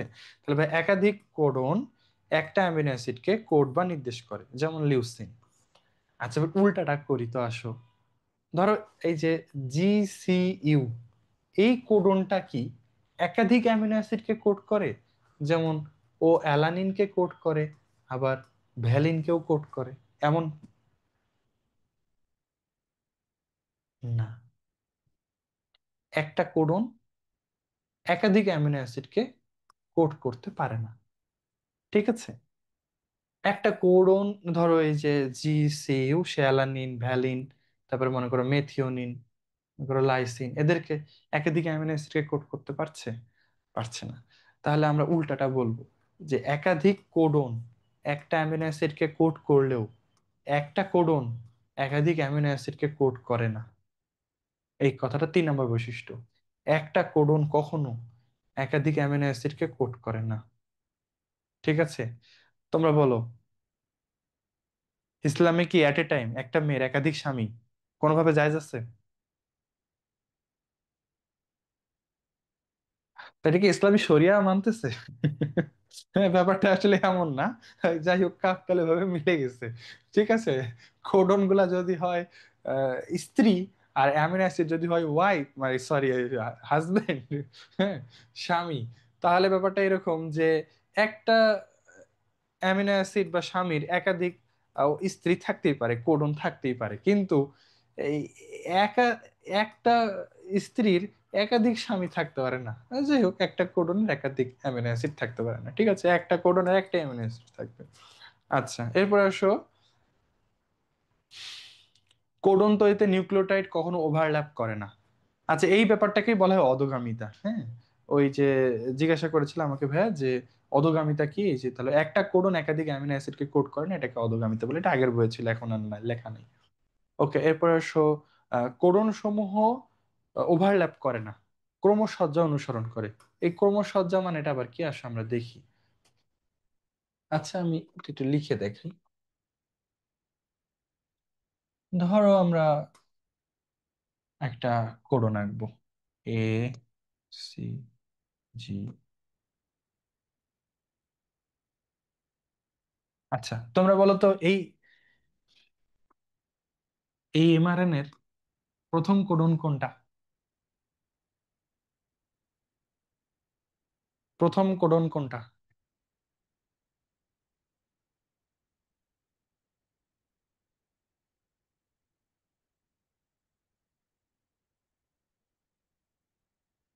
এসিজি। এটা হচ্ছে প্রথম কোডন। অ্যামিনো অ্যাসিড পরে, আমার এখন অ্যামিনো অ্যাসিড দরকার নেই। এই এসিজি, যে এ সি জি, প্রথম কোডন এটা। দ্বিতীয় কোডন কোনটা?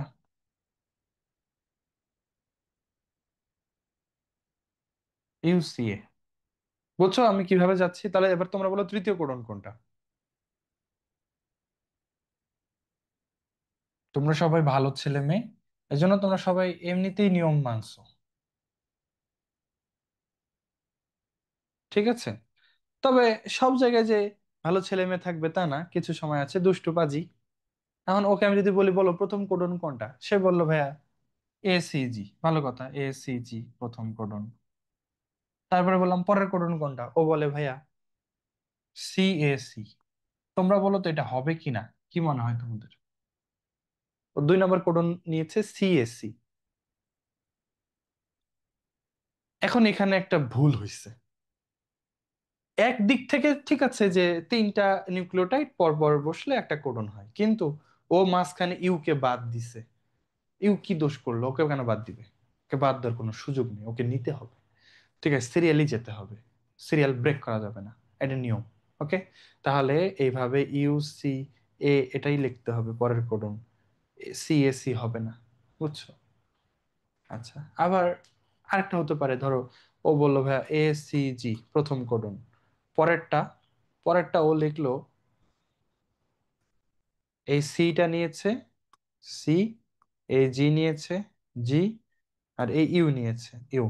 প্রথমটা এ সি জি, পরেরটা সি জি ইউ। বলো তো এভাবে হবে কিনা?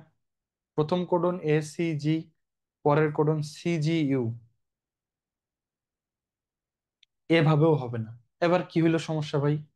সমস্যা হচ্ছে যে তুমি এ সি জি একবার নিছো, সি একবার ইউজ করছো, জি একবার ইউজ করছো, ওরে আবার কেমনে নাও? ও তো একবার কাজ করে দিছে, ও কতবার কাজ করবে? তাহলে এই সি জি কে বাদ দিয়ে তারপরে ইউ সি এ থেকে নিতে হবে। মানে এটা ওভারল্যাপ হয়ে গেছে। ওইটা ছিল মাঝখানে কাউকে বাদ দেওয়া যাবে না, আর এটা হয়েছে ওভারল্যাপ হয়েছে। তো এই ওভারল্যাপও করা যাবে না। হ্যাঁ, একটাই একবার ইউজ করা যাবে, বারবার ইউজ করা যাবে না। তো এটা ছিল কোডনের দুটা বৈশিষ্ট্য। প্রথমে যেটা বলছিলাম ওটা হলো মাঝখানে অতিরিক্ত কোডন, অতিরিক্ত নিউক্লিওটাইড ফাঁকা থাকবে না, ফেলে রাখা যাবে না, সবাইকে নিতে হবে।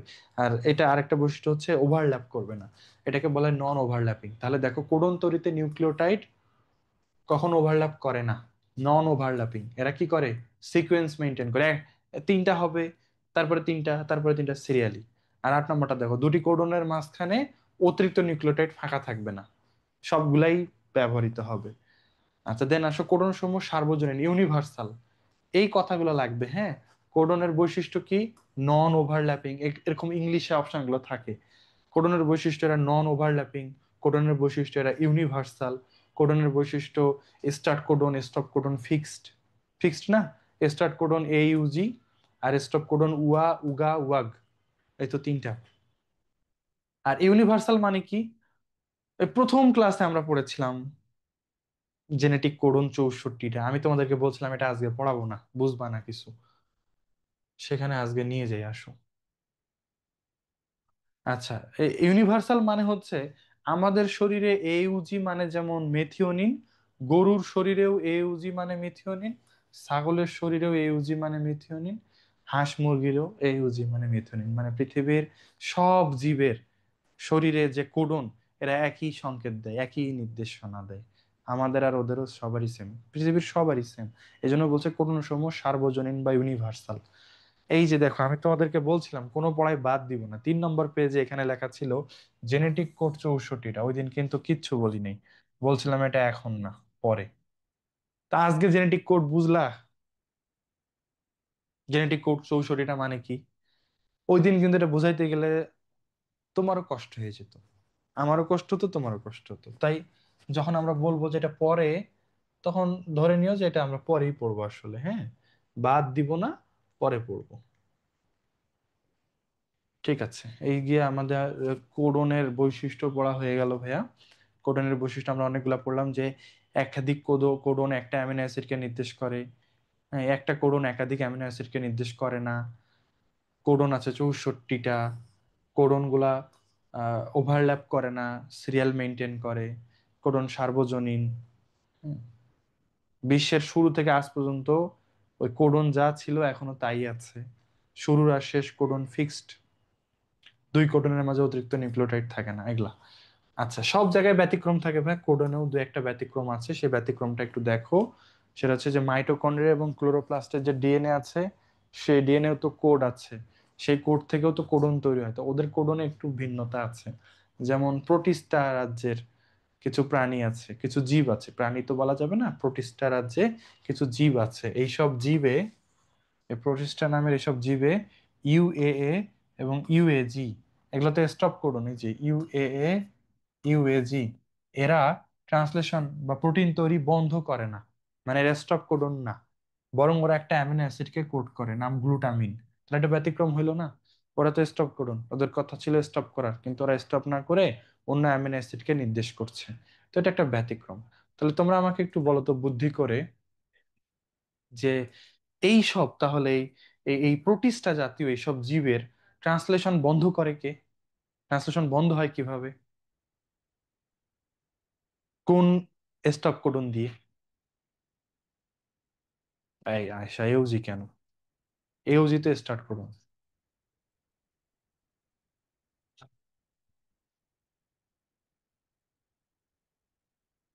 এই স্টপ কোডন আছে কয়টা, তিনটা না? তিনটার মধ্যে ইউএ, ওয়ার, ওয়াগ, এই দুটা তো ওর ট্রান্সলেশন বন্ধ করে না, তাহলে আর বাকি থাকলো কোনটা, ইউজিএ, এইটা স্টপ কোডন ওর, একটাই। বুঝছো? এই ইউজি তো স্টার্ট করুন, ও তো কোনো দোষ করে নাই, সবার জন্য এই ইউজি স্টার্ট করুন, ওর জন্য ইউজি। তাহলে নর্মালি তিনটা কোডন স্টপ হইলেও এদের ক্ষেত্রে এই দুইটা স্টপ কোডন হিসেবে কাজ করে না, তাহলে বাকি থাকে ওই ইউজিএ, ওটা স্টপ কোডন হিসেবে কাজ করে, ঠিক আছে। আচ্ছা, তো এটা হলো, এটা একটা ব্যতিক্রম, সামান্য ব্যতিক্রম। এরপর আসো, এখানে আর দু একটা কথা আছে, একটু দেখে নেই। এই বংশগতির রাসায়নিক ভিত্তি কোনটা, দেখে বলো আমাকে। আমরা আগে পড়েছিলাম বংশগতির আণবিক ভিত্তি, এবার পড়ছি বংশগতির রাসায়নিক ভিত্তি। এই দুটাই ডিএনএ, হ্যাঁ।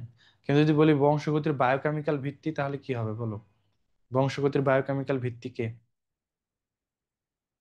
Code, code, genetic code. ঠিক আছে, বায়োকেমিক্যাল ভিত্তি হচ্ছে জেনেটিক কোড। ওকে। এরপরে একটা দুটো মিউটেশনের কথা বলা আছে। মিউটেশন মানে হলো ডিএনএ এর অণুতে, ডিএনএ এর সিকোয়েন্সে চেঞ্জ হয়ে যাওয়া, এটাকে মিউটেশন বলে। মিউটেশন অনেক প্রকার আছে, এগুলো তোমাদের প্রয়োজনে অত বেশি। হ্যাঁ, তো একটা জিনিস বলবো শুধু, আমাদের 15 নম্বর ক্রোমোজোমে একটা অংশে মিউটেশন ঘটে, আপনা আপনিই ঘটে, এবং এটাতে লাং লাং ক্যান্সার হয়, ফুসফুসের ক্যান্সার হয়। এবং এটা মিউটেশন হইলে ফুসফুসের ক্যান্সার হওয়ার সম্ভাবনা 30 থেকে 80% বেড়ে যায়। ঠিক আছে, তাহলে এই মিউটেশনের মাধ্যমে আমাদের ক্যান্সার হয়। আবার একটা অবাক করা ব্যাপার দেখো, একটা গোল কৃমি আছে, নর্মালি 2 থেকে 3 সপ্তাহ বাঁচে। গবেষণা করে দেখা গেছে এর ড্যাফ 2 নামের একটা জিন, এটা যদি মিউটেশন ঘটানো হয়, তাহলে ও 6 সপ্তাহ বাঁচতে পারে। 21 দিন বাঁচার কথা, 42 দিন 45 দিন বেঁচে যায়। মানে একটা জিন মিউটেশনে ওর আয়ু বেড়ে গেছে। তো ব্যাপারটা লোভনীয় না? তাহলে আমাদের গবেষণা করা উচিত, আমাদের কোন জিনের মিউটেশন ঘটাইলে আমরাও দ্বিগুণ বাঁচবো। তোমরা কি চাও এমন, যে মানুষ এখন গড়ে 60 বছর বাঁচে, আমরা গবেষণা করে এমন মিউটেশন আবিষ্কার করে ফেললাম যে আমরা এখন 120 বছর বাঁচবো? আল্লাহ, দুনিয়া কই চলে গেছে, পোলাপাইন এই বয়সে বাঁচতে চায় না। ওই, তোমরা বলো যে ভাই আমরা 100 বছর 200 বছর বাঁচতে চাই, এই অলরেডি বাঁচার স্বাদ মিটে গেছে, তাহলে কেমন করে হবে বলো? হ্যাঁ। আচ্ছা, ঠিক আছে, আসো এবার আমরা লাস্ট টপিক পড়বো, ট্রান্সলেশন। এটা বের করো, ট্রান্সলেশন টপিকটা। না, ক্রিয়েটিভ কোশ্চেনে জেনেটিক কোড আসে না ভাইয়া। জেনেটিক, আমি ক্লাসের শুরুতেই বলছি যে জেনেটিক কোড থেকে শুধুমাত্র এমসিকিউ আসে। খ নম্বরে আসতে পারে জেনেটিক কোডের বৈশিষ্ট্য, গ ঘতে কখনোই আসে না, আসার সুযোগও নেই। ঠিক আছে, ওগুলো কোনোটাই আসে না। ওই এমসিকিউ তে এটাই আসবে বারবার বারবার বলে রাখছি, স্টার্ট কোডন কোনটা, স্টপ কোডন কোনটা, এটি। ওকে। আচ্ছা, ট্রান্সলেশন আসো, প্রোটিন তৈরি প্রক্রিয়া। নর্মালি ট্রান্সলেশনের বাংলা বলো তো আমাকে, ট্রান্সলেশন মানে কি বলো?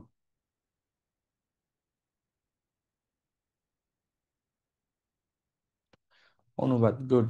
ট্রান্সলেশন মানে হচ্ছে অনুবাদ। ঠিক আছে, ট্রান্সলেশন মানে হলো অনুবাদ। তো ডিএনএ এর ভাষাকে যদি প্রোটিনে অনুবাদ করো, তাই না?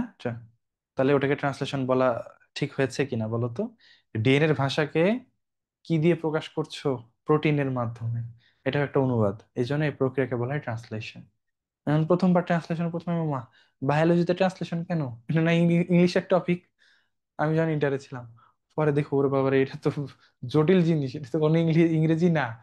এটা হচ্ছে ডিএনএ এর ভাষাকে প্রোটিনে অনুবাদ করা। ঠিক আছে, এটা অন্য ট্রান্সলেশন। তো ট্রান্সলেশন মানে প্রোটিন তৈরি, ডিএনএ থেকে আরএনএ থেকে প্রোটিন তৈরি, ডিএনএ থেকে আরএনএ, আরএনএ থেকে প্রোটিন তৈরির প্রক্রিয়াকে বলা হয় ট্রান্সলেশন। ঠিক আছে,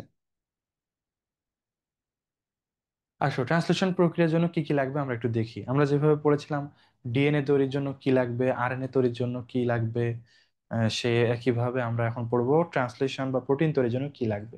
আচ্ছা, যেমন জেরিন বলেছো ভাইয়া ক্রিয়েটিভ কোশ্চেনের জন্য কোন কোন টপিক ইম্পর্টেন্ট সেগুলো জানাবো। আমার আজকে এইটা পড়াইতেই এই সময় শেষ হয়ে যাবে, 11:30 বেজে যাবে। আমি চাচ্ছি আগামী শুক্রবার, আগামী বৃহস্পতিবার কিন্তু তোমাদের কোষ বিভাজন চ্যাপ্টার শুরু হবে, হ্যাঁ। আর আগামী শুক্রবারে, উম দেখি বৃহস্পতিবারে পারলে বৃহস্পতিবার অথবা শুক্রবারে তোমাদের একটা সৃজনশীলের ক্লাস নেব এই চ্যাপ্টার, পুরো চ্যাপ্টারের উপর। সৃজনশীলে কোন কোন টপিক আসবে এবং সেগুলোর উত্তর তোমরা কিভাবে করবা, সিকিউ মাস্টার বুকটা দেখায় আমি তোমাদেরকে ক্লাস নিব ইনশাল্লাহ, হ্যাঁ। তাহলে ওই দিন তোমরা এমনিতে পড়ো, এটা রিডিং পড়ো, চ্যাপ্টারটা ওভারঅল পড়ো, আমরা আরেকটা ক্লাস নিব এটা। ওকে, এটা এক্সট্রা। ঠিক আছে, তাহলে ট্রান্সলেশনের জন্য কি কি লাগবে আসো আমরা দেখি, তোমাদের সাথে আলোচনা করি। এইটা যেটা আমরা আঁকছিলাম সেটাতেই আসি। তাহলে এখানে বলো তো, ট্রান্সলেশনের জন্য বুঝতে পারতেছো এখানে সবচেয়ে ইম্পর্টেন্ট কে? প্রোটিন তৈরির ছাঁচ বলা হয় ওকে। কে এটা মনে আছে? ট্রান্সলেশনের সবচেয়ে ইম্পর্টেন্ট হচ্ছে এমআরএনএ। হ্যাঁ, প্রোটিন তৈরির ছাঁচ হচ্ছে এমআরএনএ। ওকে, তারপরে এখানে বলে অ্যামিনো অ্যাসিড বহন করে আনবে কে, কাকে লাগবে আর? তাহলে ট্রান্সলেশনের জন্য লাগবে টিআরএনএ। এমআরএনএ লাগবে, টিআরএনএ লাগবে। আর টিআরএনএ যাকে নিয়ে আসবে তাকে লাগবে না, তার মানে প্রোটিন তৈরির জন্য কি লাগবে বলো? প্রোটিন তৈরির কাঁচামাল কি? প্রোটিন তৈরির কাঁচামাল হলো অ্যামিনো অ্যাসিড। এটাও তো লাগবে। অ্যামিনো অ্যাসিড নাহলে প্রোটিন তৈরি হবে? হবে না তো। হ্যাঁ, তাহলে এমআরএনএ লাগবে, টিআরএনএ লাগবে, অ্যামিনো অ্যাসিড লাগবে। এরপরে বলো রাইবোজোম লাগবে কিনা? প্রোটিনটা তৈরি হবে কই? ফ্যাক্টরি লাগবে না? হ্যাঁ, তাহলে রাইবোজোম লাগবে। 4 নম্বর। এরপরে আসো, স্টার্ট কোডন লাগবে কিনা? স্টার্ট কোডন লাগবে, শুরু করতে হবে, তাহলে স্টার্ট কোডন লাগবে। ইউজি লাগবে। এটা হচ্ছে 5 নম্বর। পাঁচটা হলো। এরপরে লাগবে, আর কি লাগবে? একটা এনজাইম লাগবে। হ্যাঁ, এনজাইমটার নাম একটু কঠিন। টিআরএনএ যখন অ্যামিনো অ্যাসিডকে বহন করে নিয়ে আসে, তোমাদের কি মনে আছে ভাই, আমি টিআরএনএ পড়ানোর দিন বলেছিলাম টিআরএনএ তার কাঁধে করে অ্যামিনো অ্যাসিড বহন করে নিয়ে আসে। যে জায়গায় টিআরএনএ, যে জায়গায় অ্যামিনো অ্যাসিড যুক্ত হয় ওই জায়গাটার নাম কি?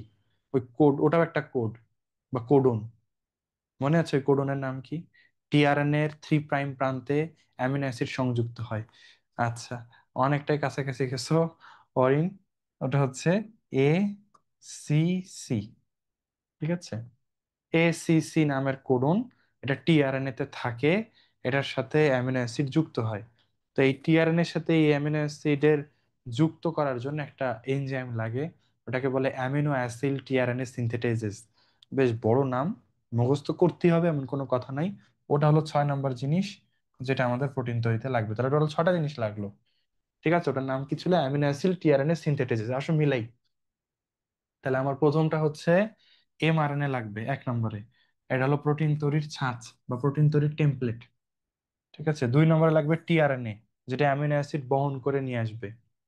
3 নম্বরে লাগবে সূচনা কোডন, স্টার্ট কোডন, এইউজি, যেটা মেথিওনিন অ্যামিনো অ্যাসিড নিয়ে আসার আহ, নির্দেশনা দেয়। এবং প্রথম যে টিআরএনএ অ্যামিনো অ্যাসিড নিয়ে আসবে তাকে বলা হয় ইনিশিয়েটর টিআরএনএ। ইনিশিয়েশন মানে হলো সূচনা। তাহলে যে টিআরএনএ দিয়ে প্রোটিন তৈরি শুরু হয় তাকে বলা হয় ইনিশিয়েটর টিআরএনএ। এরপরে লাগবে 20 প্রকারের অ্যামিনো অ্যাসিড 4 নম্বরে। 20 প্রকার অ্যামিনো অ্যাসিডের জন্য লাগবে কতগুলা কোডন? 61 প্রকার কোডন। এই যে দেখো, 20 প্রকার অ্যামিনো অ্যাসিডের জন্য কি 64টা কোডন? বলো তো। না, যদি বলতো কোডন কয়টা তাহলে আমরা বলবো 64টা। কিন্তু যখন 20 প্রকারের কথা বলতেছে, মানে অ্যামিনো অ্যাসিডের জন্য বলতেছে, তখন কিন্তু কোডনের সংখ্যা 61টা। রাইবোজোম লাগবে। টিআরএনএ আর এমআরএনএ বসার মঞ্চ হলো রাইবোজোম। রাইবোজোমের 3টা জায়গা আছে, এ সাইট, পি সাইট আর ই সাইট। এটা আমরা দেখবো, এটা ভিডিওতে দেখবো, হ্যাঁ। আর 6 নম্বরে হচ্ছে এনজাইম, অ্যাক্টিভেটিং এনজাইম। এনজাইমটার নাম কি ছিল? Amino acid tRNA synthetases. এ কি করে? অ্যামিনো অ্যাসিড এবং টিআরএনএ এর মধ্যে সংযোগ স্থাপন করে। ঠিক আছে, ওকে। তাহলে এই 6টা জিনিস লাগবে আমাদের প্রোটিন তৈরির জন্য। তো এবার আমরা দেখব প্রোটিন তৈরির প্রক্রিয়া। প্রোটিন তৈরির প্রক্রিয়াটাও 3 ধাপে সংগঠিত হয়। একটা নাম ট্রান্সলেশনের সূচনা, একটা হচ্ছে প্রোটিন চেইনটা বৃদ্ধিকরণ বা পলিপেপটাইড চেইনের বৃদ্ধিকরণ, বা ইংলিশে বলা হয় ইলংগেশন। আর 3 নম্বরটা হচ্ছে সমাপ্তি। তাহলে সূচনা, বৃদ্ধি, সমাপ্তি, এই 3 ধাপে প্রোটিন তৈরির কাজ শেষ হয়। প্রোটিন তৈরির কাজ বিশাল বড় করে বর্ণনা করা আছে, একদমই পড়তে হবে না। আমরা ভিডিও দেখব এবং প্রোটিন তৈরির কাজটা বোঝার ট্রাই করব, মনে রাখার ট্রাই করব। আসো একটু দেখাই।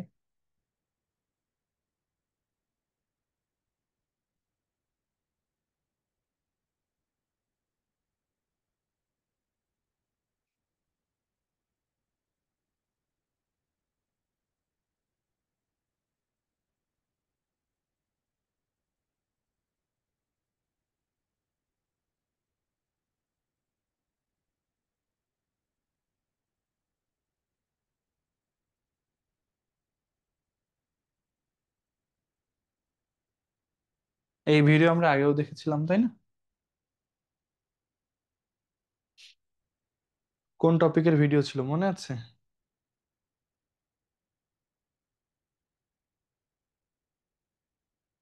আবার দেখি পুরোটাই। এটা হচ্ছে কোষের ভেতরে থাকা ডিএনএ। ডিএনএ এর মধ্যে আছে জিন। হ্যাঁ, জিনের মধ্যে হবে ট্রান্সক্রিপশন। প্রথমে আরএনএ পলিমারেজ আসবে, এসে জিনের প্রোমোটার অঞ্চলে বসবে। সূচনা, বর্ধিতকরণ, সমাপ্তিকরণ, এই তিন ধাপে ট্রান্সক্রিপশনও হয়েছিল। তাহলে প্রোমোটারের সিকোয়েন্সের কথা মনে আছে? প্রকৃত কোষে প্রোমোটারের সিকোয়েন্স কি ছিল? টাটা বক্স, তাই না? সেই টাটা বক্সে আরএনএ পলিমারেজ এসে বসবে এবং সুতা খুলে দিবে, 20টা বেস পেয়ার খুলে দিবে। এবং 5 থেকে 3 প্রাইম মুখী আরএনএ এমআরএনএ তৈরি হবে এখানে। দেখো, ডিএনএ থেকে এমআরএনএ তৈরি হচ্ছে। এটা হলো ট্রান্সক্রিপশন প্রক্রিয়া। মেসেঞ্জার আরএনএ তৈরি হচ্ছে। ঠিক আছে, হ্যাঁ। এইভাবে আরএনএ পলিমারেজ এনজাইম টার্মিনেটর অঞ্চলে পৌঁছাবে, টার্মিনেটরে গিয়ে ট্রান্সক্রিপশন শেষ হয়ে যাবে। টার্মিনেটরে এক সারি কি ছিল মনে আছে? প্রোমোটার তো টাটা বক্স। টার্মিনেটরে কি ছিল? এক সারি অ্যাডেনিন, অনেকগুলা নিউক্লিওটাইড ছিল। আচ্ছা, এরপরে এমআরএনএ পাওয়া গেল, এটা প্রি এমআরএনএ। এটাকে এখন চূড়ান্ত করতে হবে, 3টা ধাপ: ক্যাপিং, টেইলিং, স্প্লাইসিং। প্রথমে আমরা কি করব? এখানে ক্যাপিং করব, 5 প্রাইম প্রান্তে ক্যাপ বসাবো। ক্যাপ বসায় কয়টা গুয়ানোসিন দিয়ে? 7টা গুয়ানোসিন দিয়ে। আর 3 প্রাইম প্রান্তে টেইল বসাবো, 50 থেকে 150টা অ্যাডেনিন নিউক্লিওটাইড দিয়ে, তাই না? আর কি কেটে ফালাই দিব বলো? স্প্লাইসিং প্রক্রিয়ায় স্প্লাইসিওসোম নামের এনজাইম গুলো স্প্লাইসিং প্রক্রিয়ায় কি কেটে ফালাই দেয়? ইন্ট্রন গুলাকে কেটে ফালাই দিবে এবং এক্সন গুলাকে রেখে দিবে। এইটা এখন চূড়ান্ত এমআরএনএ। এই এখন নিউক্লিয়াস ত্যাগ করে সাইটোপ্লাজমে আসলো। এই এমআরএনএ ডিএনএ থেকে কি নিয়ে আসছে? কোডন। ডিএনএ এর মধ্যে ছিল যেটা কোড, এখন এমআরএনএ তে সেটা কোডন। এই যে তিনটা তিনটা করে নিউক্লিওটাইড পর পর আছে, এগুলা হচ্ছে কোডন। যেমন জিসিএ, এটা একটা কোডন। এরকম টোটাল কোডন কয়টা আছে? 64টা, যেটা আমরা ছক দেখলাম, একই ছক। ওই যে স্টপ কোডন, ইউএ, ইউএজি, ইউজিএ। আর এইখানে দেখো ইউজি মেথিওনিন চলে গেল। এখন আমরা যে এমআরএনএটা পাইলাম, সেটার উপর এখন প্রোটিন তৈরি হবে, তাই না? যে এমআরএনএটা তৈরি হয়েছে এটার উপর প্রোটিন তৈরি হবে। প্রোটিন তৈরির জন্য আমাদের স্টার্ট কোডন লাগবে, স্টপ কোডন লাগবে। স্টার্ট কোডনে স্টার্ট হবে, স্টপে গিয়ে স্টপ হবে। স্টার্ট কোডন ইউজি দেখতে পাচ্ছ, আর এইদিকে স্টপ কোডন যে কোনো একটা থাকলেই তো হয়। ঠিক আছে, এখন এই প্রোটিন তৈরির জন্য প্রথমেই রাইবোজোম এই স্টার্ট কোডনে এসে বসবে। রাইবোজোমের কয়টা ইউনিট? 2টা, একটা বড় ইউনিট, একটা ছোট ইউনিট। আগে ছোট ইউনিটটা আসছে। এবং দেখো, এটা একে চিনতে পারতেছো? একে বলো তো। ওই যে অ্যামিনো অ্যাসিড নিয়ে আসছে, এ বেটা কে? চেনা যায়? ও হইতেছে টিআরএনএ। হ্যাঁ, এই এমআরএনএ আরো হচ্ছে টিআরএনএ। টিআরএনএ এর এই তিনটা জিনিস এটাকে কি বলে? এই তিনটা জিনিসকে কি বলে? এই তিনটা জিনিসকে বলে অ্যান্টিকোডন। টিআরএনএ এর নিচের দিকে যে তিনটা জিনিস থাকে ওটাকে বলে অ্যান্টিকোডন। না, এসসিসি এই জায়গাটা, এই জায়গাটাতে অ্যামিনো অ্যাসিড সংযুক্ত হয়, এটা হলো এসসিসি আপু, হ্যাঁ। এটা হলো অ্যান্টিকোডন। এই আরএনএ তে আছে কোডন, এমআরএনএ তে আছে কোডন, আর টিআরএনএ তে আছে অ্যান্টিকোডন। কোডন অ্যান্টিকোডন একটার একটার উপর বসে। তো যাই হোক, এটা হচ্ছে ইনিশিয়েটর টিআরএনএ। এটা অ্যামিনো অ্যাসিড তৈরির, সরি, প্রোটিন তৈরির প্রথম টিআরএনএ। এটা এসে দেখো ওই যে বসলো। এইটা কোডন, ওটা অ্যান্টিকোডন। কোডন অ্যান্টিকোডন, এই যে এ ইউ জি এর অ্যান্টিকোডন ইউএসসি, একটার একটা উল্টা। তাহলে রাইবোজোমের ছোট ইউনিট আসছে, আবার বড় ইউনিটটাও আসলো। বড় ইউনিট আসার পরে এখানে একদম পুরা দমে এখন প্রোটিন তৈরির কাজ শুরু হবে। এই জায়গায় 3টা জায়গা আছে। এই জায়গায় এখন 3টা জায়গা তৈরি হয়েছে, তোমাদেরকে দেখাই।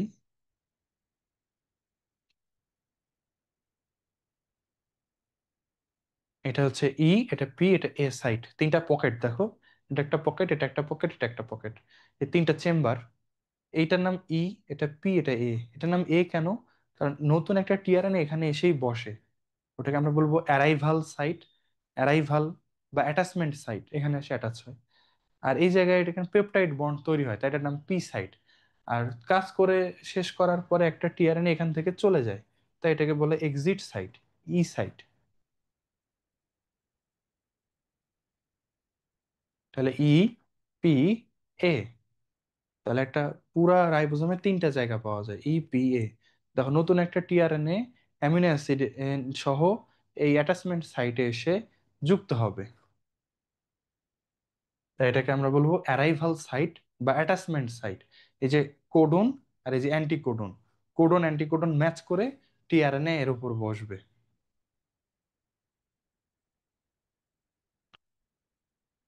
এই যে দেখো, এই সাইটে বসলো। এখন এই অ্যামিনো অ্যাসিড এর কাছে চলে আসবে এবং এদের মধ্যে একটা পেপটাইড বন্ড তৈরি হবে। তোমাদের মনে থাকার কথা, এই যে একাধিক অ্যামিনো অ্যাসিড পেপটাইড বন্ধন দ্বারা যুক্ত হয়, তাই এটার নাম পি সাইট। আর এইদিকে এসে এটা এখন চলে যাবে, এই জন্য এটার নাম ই সাইট, এক্সিট হয়ে গেল। এইভাবে আরেকজন আসবে, অ্যাটাচ হবে, ওর সাথে পেপটাইড বন্ধন তৈরি হবে, ও চলে যাবে, আরেকজন আসবে। এইভাবে একটার পর একটা আস্তে আস্তে আস্তে আস্তে প্রোটিন তৈরি হবে। খুব সুন্দর জিনিস।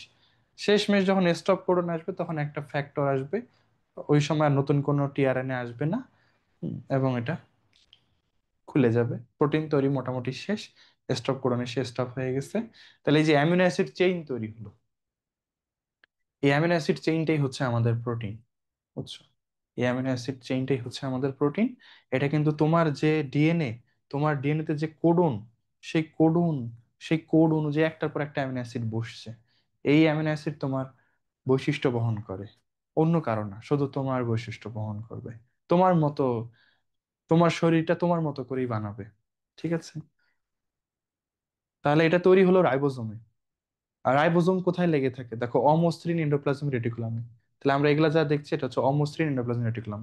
ওর গা থেকে রাইবোজোম এর মধ্য থেকে এই প্রোটিন গুলা বের হয়ে এখানে প্যাকেজ হওয়ার জন্য আসতেছে। তাহলে এটা কি বলতো, প্যাকেট হওয়ার জন্য আসতেছে। তাহলে এই জায়গাটা কোন অঙ্গাণু?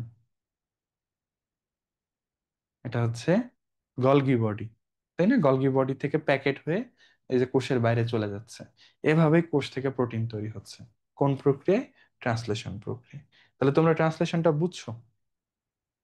এই ভিডিওটা তোমাদের গ্রুপে কিন্তু দেওয়া আছে, আমি আবারও দিব, সমস্যা নেই, তোমরা আবার দেখিও। আমার অনেক প্রক্রিয়াই আছে, হ্যাঁ, প্রোটিন তৈরির অনেক প্রক্রিয়াই আছে।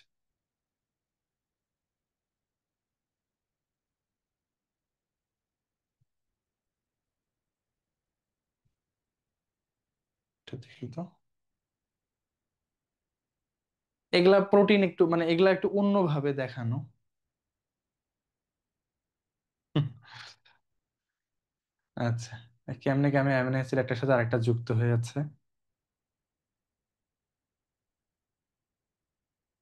এই যে কোষ, ওই নিউক্লিয়াস কোথায় ঢুকে আছে দেখছো?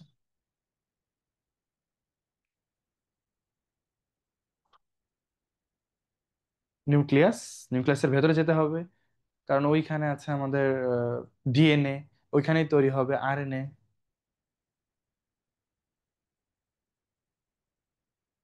এই ভিডিওটা অবশ্য আমি আগে দেখি নাই, এখনই ওপেন করলাম প্রথমবার।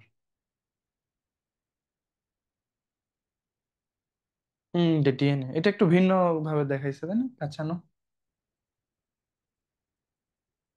এটা হচ্ছে প্রোটিন তৈরি টেমপ্লেট, তাহলে এখানে জিন আছে, জিন থেকে এমআরএনএ হওয়ার কথা। এটা একটু ফাস্ট করে দিই।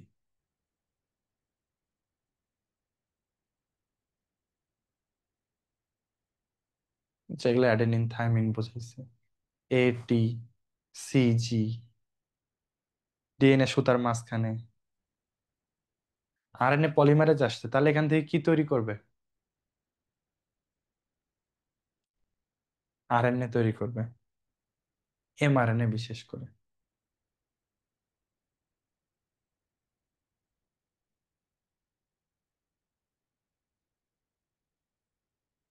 দেখছো, এমআরএনএ বের হয়ে যাচ্ছে, এখানে ডিএনএ যা ছিল তাই থাকতেছে, ওদিক দিয়ে এমআরএনএ তৈরি হয়ে যাচ্ছে।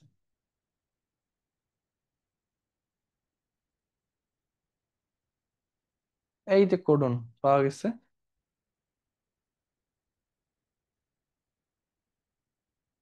এই যে এমআরএনএ যেটা পাওয়া গেল, এখানে এখন এই যে ইন্ট্রন গুলা কেটে বাদ দিচ্ছে আর কি।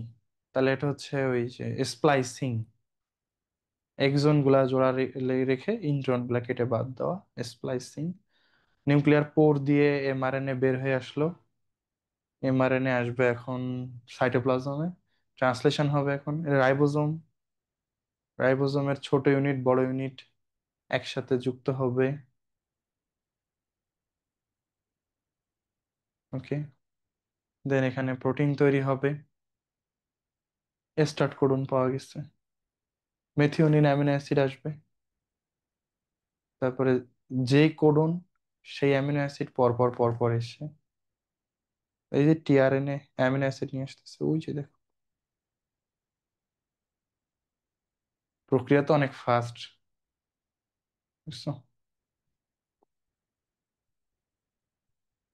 ও অনেক প্রোটিন তৈরি হয়ে গেছে, স্টপ কোডন আসছে, প্রোটিন তৈরির কাজ শেষ, কারণ সবাই আলাদা হয়ে যাচ্ছে, আর ওইদিকে প্রোটিনটা শরীরে কাজে লাগতেছে। তো আমার মনে হচ্ছে ওভারঅল ওইটাই ভালো ছিল, স্পষ্ট ছিল বেশি। এরকম অনেক ভিডিও আছে ইউটিউবে, তোমরা চাইলে দেখতে পারো, ট্রান্সলেশন লিখে সার্চ দিলেই চলে আসবে, বুঝছো? ঠিক আছে। আচ্ছা, এখানে ট্রান্সলেশন তো আমরা দেখলাম, এরপরে এখানে একটা বক্স আছে, এই যে অ্যান্টিবায়োটিক কিভাবে ব্যাকটেরিয়াকে মেরে ফেলে। অ্যাকচুয়ালি তোমরা জানো যে আমরা হচ্ছে ব্যাকটেরিয়া দ্বারা আক্রান্ত হলে আমরা ঔষধ খাই, কি খাই? অ্যান্টিবায়োটিক। অ্যান্টিবায়োটিক কি করে? ব্যাকটেরিয়াকে মেরে ফেলে। অ্যান্ড অ্যান্টিবায়োটিক ব্যাকটেরিয়াকে কিভাবে মেরে ফেলে? খুব সহজ। অ্যান্টিবায়োটিক ব্যাকটেরিয়ার প্রোটিন উৎপাদন বন্ধ করে দেয়, ফলে ব্যাকটেরিয়া মরে যায়। এখানে একটা মজার ব্যাপার হচ্ছে, অ্যান্টিবায়োটিক আমাদের প্রোটিন উৎপাদন বন্ধ করে না, শুধু ব্যাকটেরিয়ারই প্রোটিন উৎপাদন বন্ধ করে। এমনটা কিভাবে হয়?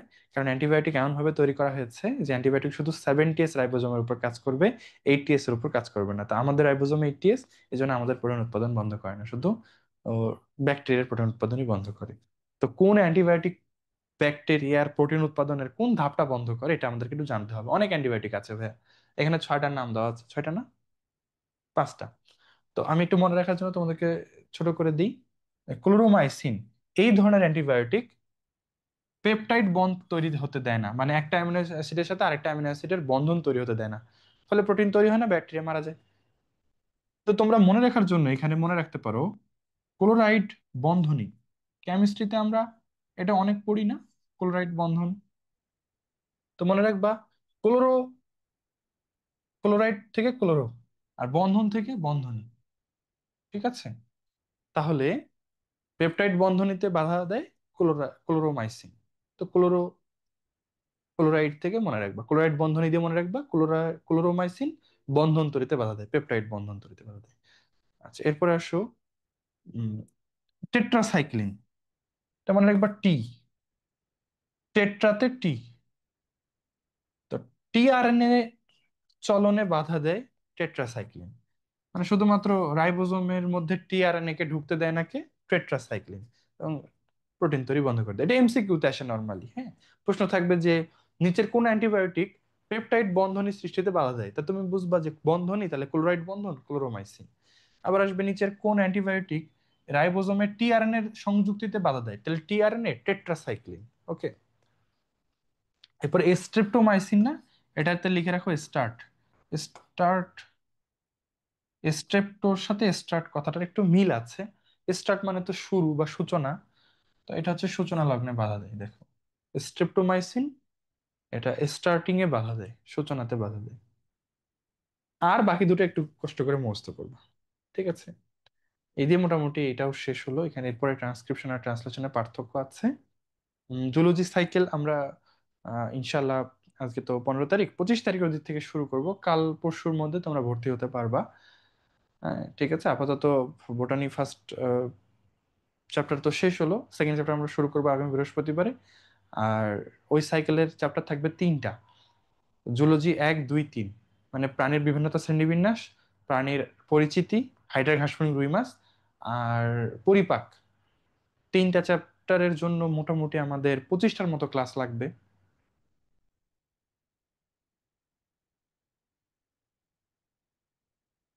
ওই রকমই 25টার মতো ক্লাস লাগবে। এটার ফি হতে পারে সর্বোচ্চ 1,000 টাকা এরকম। তো আমরা আগামী 2-1 দিনের মধ্যেই তোমাদের একটা ভর্তি নেওয়া শুরু করে দেবো, হ্যাঁ। আচ্ছা, এরপর আরেকটা ছোট্ট টপিক আছে, জাস্ট একটু দেখাই দিই। সেন্ট্রাল ডগমা অফ বায়োলজি, এটা মানে কি? তা আমরা এতক্ষণে যা পড়লাম সেখান থেকে তোমরা এই ধারাবাহিকতাটা নিয়ে আসতে পারো, যে ডিএনএ থেকে ট্রান্সক্রিপশন প্রক্রিয়ায় এমআরএনএ তৈরি হয়, আর এমআরএনএ থেকে ট্রান্সলেশন প্রক্রিয়ায় প্রোটিন তৈরি হয়। এই ব্যাপারটাকে বলা হয় সেন্ট্রাল ডগমা অফ বায়োলজি। এটা আবার কি জিনিস ভাই, সেন্ট্রাল ডগমা? ব্যাপারটা হচ্ছে যে বিজ্ঞানীদের দাবি, জীববিজ্ঞানীদের দাবি যে এই ডিএনএ থেকে আরএনএ, আরএনএ থেকে প্রোটিন তৈরির এই প্রক্রিয়াটা, এটাকে বলে সেন্ট্রাল ডগমা। এটা যদি পৃথিবীতে না থাকতো তাহলে বলো তো আমরা কি টিকে থাকতাম? যদি ডিএনএ থেকে আরএনএ না হতো, আরএনএ থেকে প্রোটিন না হতো, তাহলে কি তুমি আমি টিকে থাকতাম? দুনিয়াতে কোনো জীব বেঁচে থাকতো? উত্তর হচ্ছে না। মানে সবকিছু কোর হচ্ছে এইটা। এটাকে একটু উপমা দিয়ে বলা হয়েছে সেন্ট্রাল ডগমা, জীববিজ্ঞানের কেন্দ্রীয় প্রত্যয়। সেন্ট্রাল ডগমা অফ বায়োলজি, বা বাংলায় বলা হয় কেন্দ্রীয় প্রত্যয়। সবকিছুর মূল হচ্ছে এইটা, ঠিক আছে? তো দেখো, ডিএনএ থেকে সৃষ্টি হয় আরএনএ, আরএনএ থেকে সৃষ্টি হয় প্রোটিন। প্রোটিন হলো সর্ববৃহৎ কর্মী অণু, অর্থাৎ তোমার শরীরে যা কাজ হইতেছে, যত কাজ হইতেছে সবকিছুর কেন্দ্রে আছে প্রোটিন, এবং কোষের সবকিছু নিয়ন্ত্রণ ও প্রকাশ করে হচ্ছে প্রোটিন। ওকে, তাহলে এই 4টা ধাপকে আমরা বলবো সেন্ট্রাল ডগমা। ওকে, ঠিক আছে। সেন্ট্রাল ডগমার সংজ্ঞা সাধারণত আসে না, তবে এটা খ নম্বরে আসতে পারে, তখন তোমাকে লিখতে হতে পারে সেন্ট্রাল ডগমা বলতে কি বোঝো। তাহলে তোমরা বলবা জীব এর কার্যকলাপ বোঝাতে ডিএনএ থেকে আরএনএ, আর আরএনএ থেকে প্রোটিন এর মাধ্যমে বংশগত তথ্য প্রবাহ স্থানান্তর হয়, এই প্রক্রিয়াটাকে বলা হয় সেন্ট্রাল ডগমা।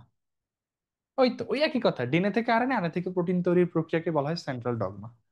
ওকে, এই তো মোটামুটি এই শেষ। আর এরপরে তো আবার জিন, আমরা এটা পড়েছি। তাহলে আমাদের আজকের ক্লাসও শেষ হলো। তোমরা একটু পুরা অংশটা পড়ে ফেলিও। হুম। আর আগামী বৃহস্পতিবারে তোমাদের এই অংশের উপর এক্সাম হবে। তাহলে কি কি টপিক পড়বা? জিন, জেনেটিক কোড আর ট্রান্সলেশন, এই 3টা টপিকের উপর বৃহস্পতিবারে ওই যে 15 মার্কের পরীক্ষা হবে, প্রস্তুতি একটু নিও।